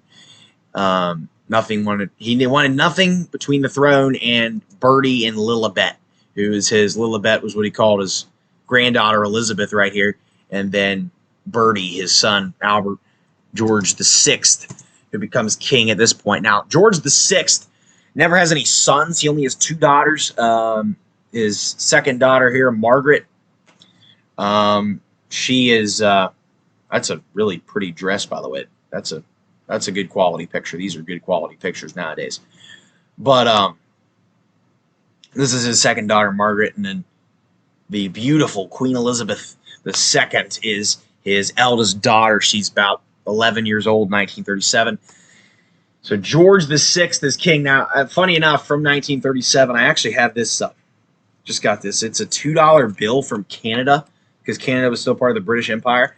And it's got King George VI on it. So this was back during his reign was when this was made, when this guy was on the throne in 1937. So that's what the succession looked like back then, when that dollar bill was made. So very, very cool. Sit out for now because I don't want this to get bent up. I need to put that back in the top loader.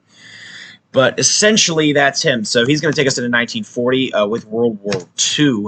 He is really the last king of the British Empire. George VI was, and he has two daughters here. But this is going to hold true until Elizabeth, his eldest daughter, has a son. And by the way, she'd always been heir presumptive because it was always possible, well, unlikely that George VI could have a son. There's a difference between heir apparent. Heir apparent means they cannot be kicked out of the line. So like a son cannot be, the eldest son cannot be, but a daughter can, because this is still male preference system. But in 1948, Elizabeth has a son named Charles. Now this guy probably looks familiar because he is the current king of the UK right now, Charles III. But that is him.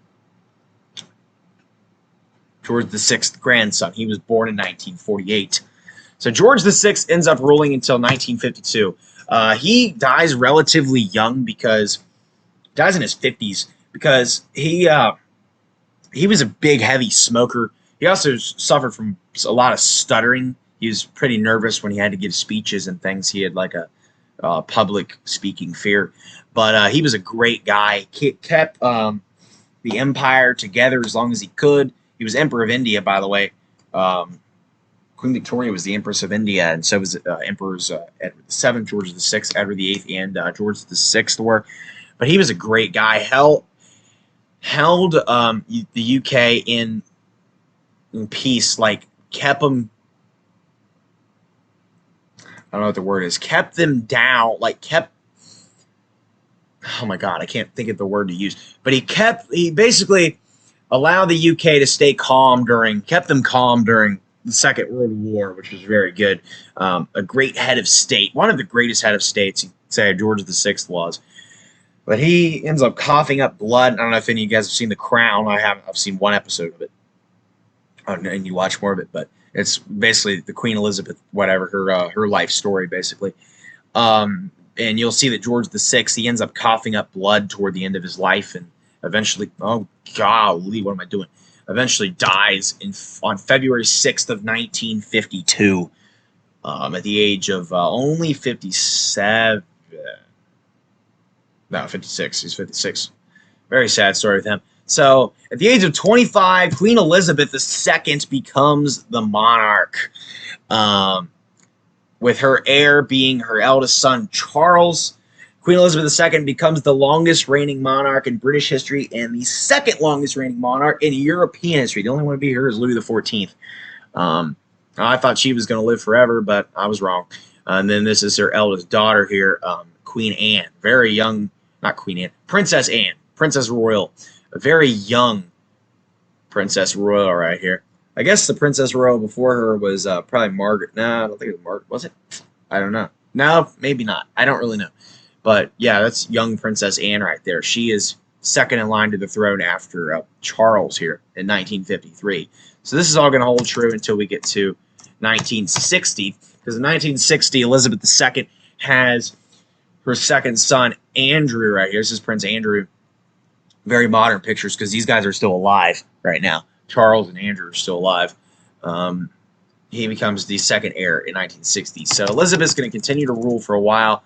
So she deals with this changing society very well. Still queen in the 1970s, till we get to 1982. In 1982, Charles, her eldest son, has a son himself named William. This is Prince William, the Prince of Wales right now. Duke of Cambridge he is for a while. And then, Harry was born in 1984, all sons of Charles there, and Princess Diana was his mother. Which is kind of funny, because Charles remarried Camilla, who had been his mistress while he was married to Diana, and Camilla is a great-great-granddaughter of she was the great-great-granddaughter of a mistress of Edward VII, who was Charles's great-great-grandfather. So, kind of interesting. So, Charles had an affair with the great-great-granddaughter of the woman that his great-great-grandfather had an affair with. So, that was kind of, Edward VII was kind of a ladies' man, too. A lot of these kings, most of the old ones at least, were. Anyway, that is Edward VII. Although, they had a bunch of mistresses. They had secret lives. Edward VII. He was a very popular guy, the old Edward VII. Like I said, big ladies man. 1989, there we go. Elizabeth II's still kicking in the 1990s here, man. So, Charles, the Prince of Wales, at this time is still kicking as well. I mean, he's getting really old. He's like 50 at this point, and his mother's still queen. So she's going to take us into 2000. The succession is not going to change for the rest of the 21st century. Here we go, 2005, 2006, 2007. She's still ruling. 2010, she's still on the throne. Throughout the 2010, she hit 60 years on the throne in 2012. In 2015, she passes up Queen Victoria, now becoming the longest reigning monarch in British history. She's still on the throne, and she ends up dying in 2022. After 70 years on the throne, she had been queen since 1952, dies in 2022 at the age of 96, Queen Elizabeth II. So now, in 2023, the current year, we got the brand new monarch, Charles III. He is now king of the UK, with his heir being his eldest son, William, and then William's eldest son, Prince George, over here. Prince George is only about 9 or 10 years old. I think he's turning 10 this year. And then William's about 40, and then Charles himself is like in his 70s. So, yeah, Charles is the longest heir apparent. He had been heir apparent since Elizabeth took the throne because he was alive during the reign of George VI. So Charles III is now king of the UK in 2023. So that is going to conclude the Scottish line of succession and the greater goal things, the current king of Scotland today, Charles III. So that's going to conclude this video, guys. Thank you so much for watching. Let me know who your favorite Scottish monarch is in the comments. And with that, I want to thank you guys for watching. Be sure to comment, like, subscribe, and of course, God save the King, Charles III. I will see you guys next time. Goodbye. Wah! Alright guys, we're at full screen now. You can't see me anymore, but I'm here, trust me. We're going to do a little bit of a recap before we end this here. I'm just going to go through the years without talking, so I'm going to be quiet. I'm going to shut up so you guys can enjoy this for yourself here. There we go, ladies and gentlemen. We're in the 800s. We're doing a recap so you guys remember all this stuff. That's Kenneth McAlpin. Donald the First, of course. All these guys, if you remember them. Move a little bit faster here. There we go. This looks good. Very nice monarchs through here. Monarchs. These are Scottish monarchs. I want to thank you guys so much for watching today's video. Like I said, it was a pleasure having you. For those, if any of you guys watched this whole thing, that's impressive, and I highly encourage you. If you watch this whole thing and are not subscribed, please do so, because obviously you enjoy hearing me talk for hours. Then you should hit that subscribe button if you haven't already. And also smash the like button, of course. It really helps us out. But here's all the kings, man. We're in the 1000s right now. We can do one of these bad boys. Speed her on up. We go to 1080s. There we go. Let's just speed it up because I'm going way too slow. So if you guys remember these guys, there's William the Lion. The man, everybody loves William the Lion. There's that guy. Alexander II. He rules for quite a long time. Very cool. Alexander III. Very cool. Very cool. There's John Balliol. This is an English art by Robert the Bruce. David II. There he is. Last king of the House of Bruce. Now we get the Stuarts. Robert II, Robert III, James I. Now the deadly Stuarts right here. James II dies by a cannonball. James III stabbed by a priest. And then James IV right there. James V. Mary, Queen of Scots. James VI. Very nice. The alliance happens, and we get Charles I. And the man, Oliver Cromwell for a while, and then Richard Cromwell, Charles II, James VII, Mary II, William II, Queen Anne, then the Hanovers with George I. We're getting Great Britain now, prime ministers. George II, last Jacobite rebellion. Then we get George III for a while. See, George III's in there for a while. The United Kingdom is formed. We get George IV, William IV, Victoria. As you can see here, for a very long time. Ending out with the 1900s with Edward VII, George V, Edward VIII briefly, George VI, Elizabeth II. She's queen for quite some time. Very long time. And finally, Charles III. Ending off, so thank you guys for watching. I'll see you guys next time. Goodbye. Wah.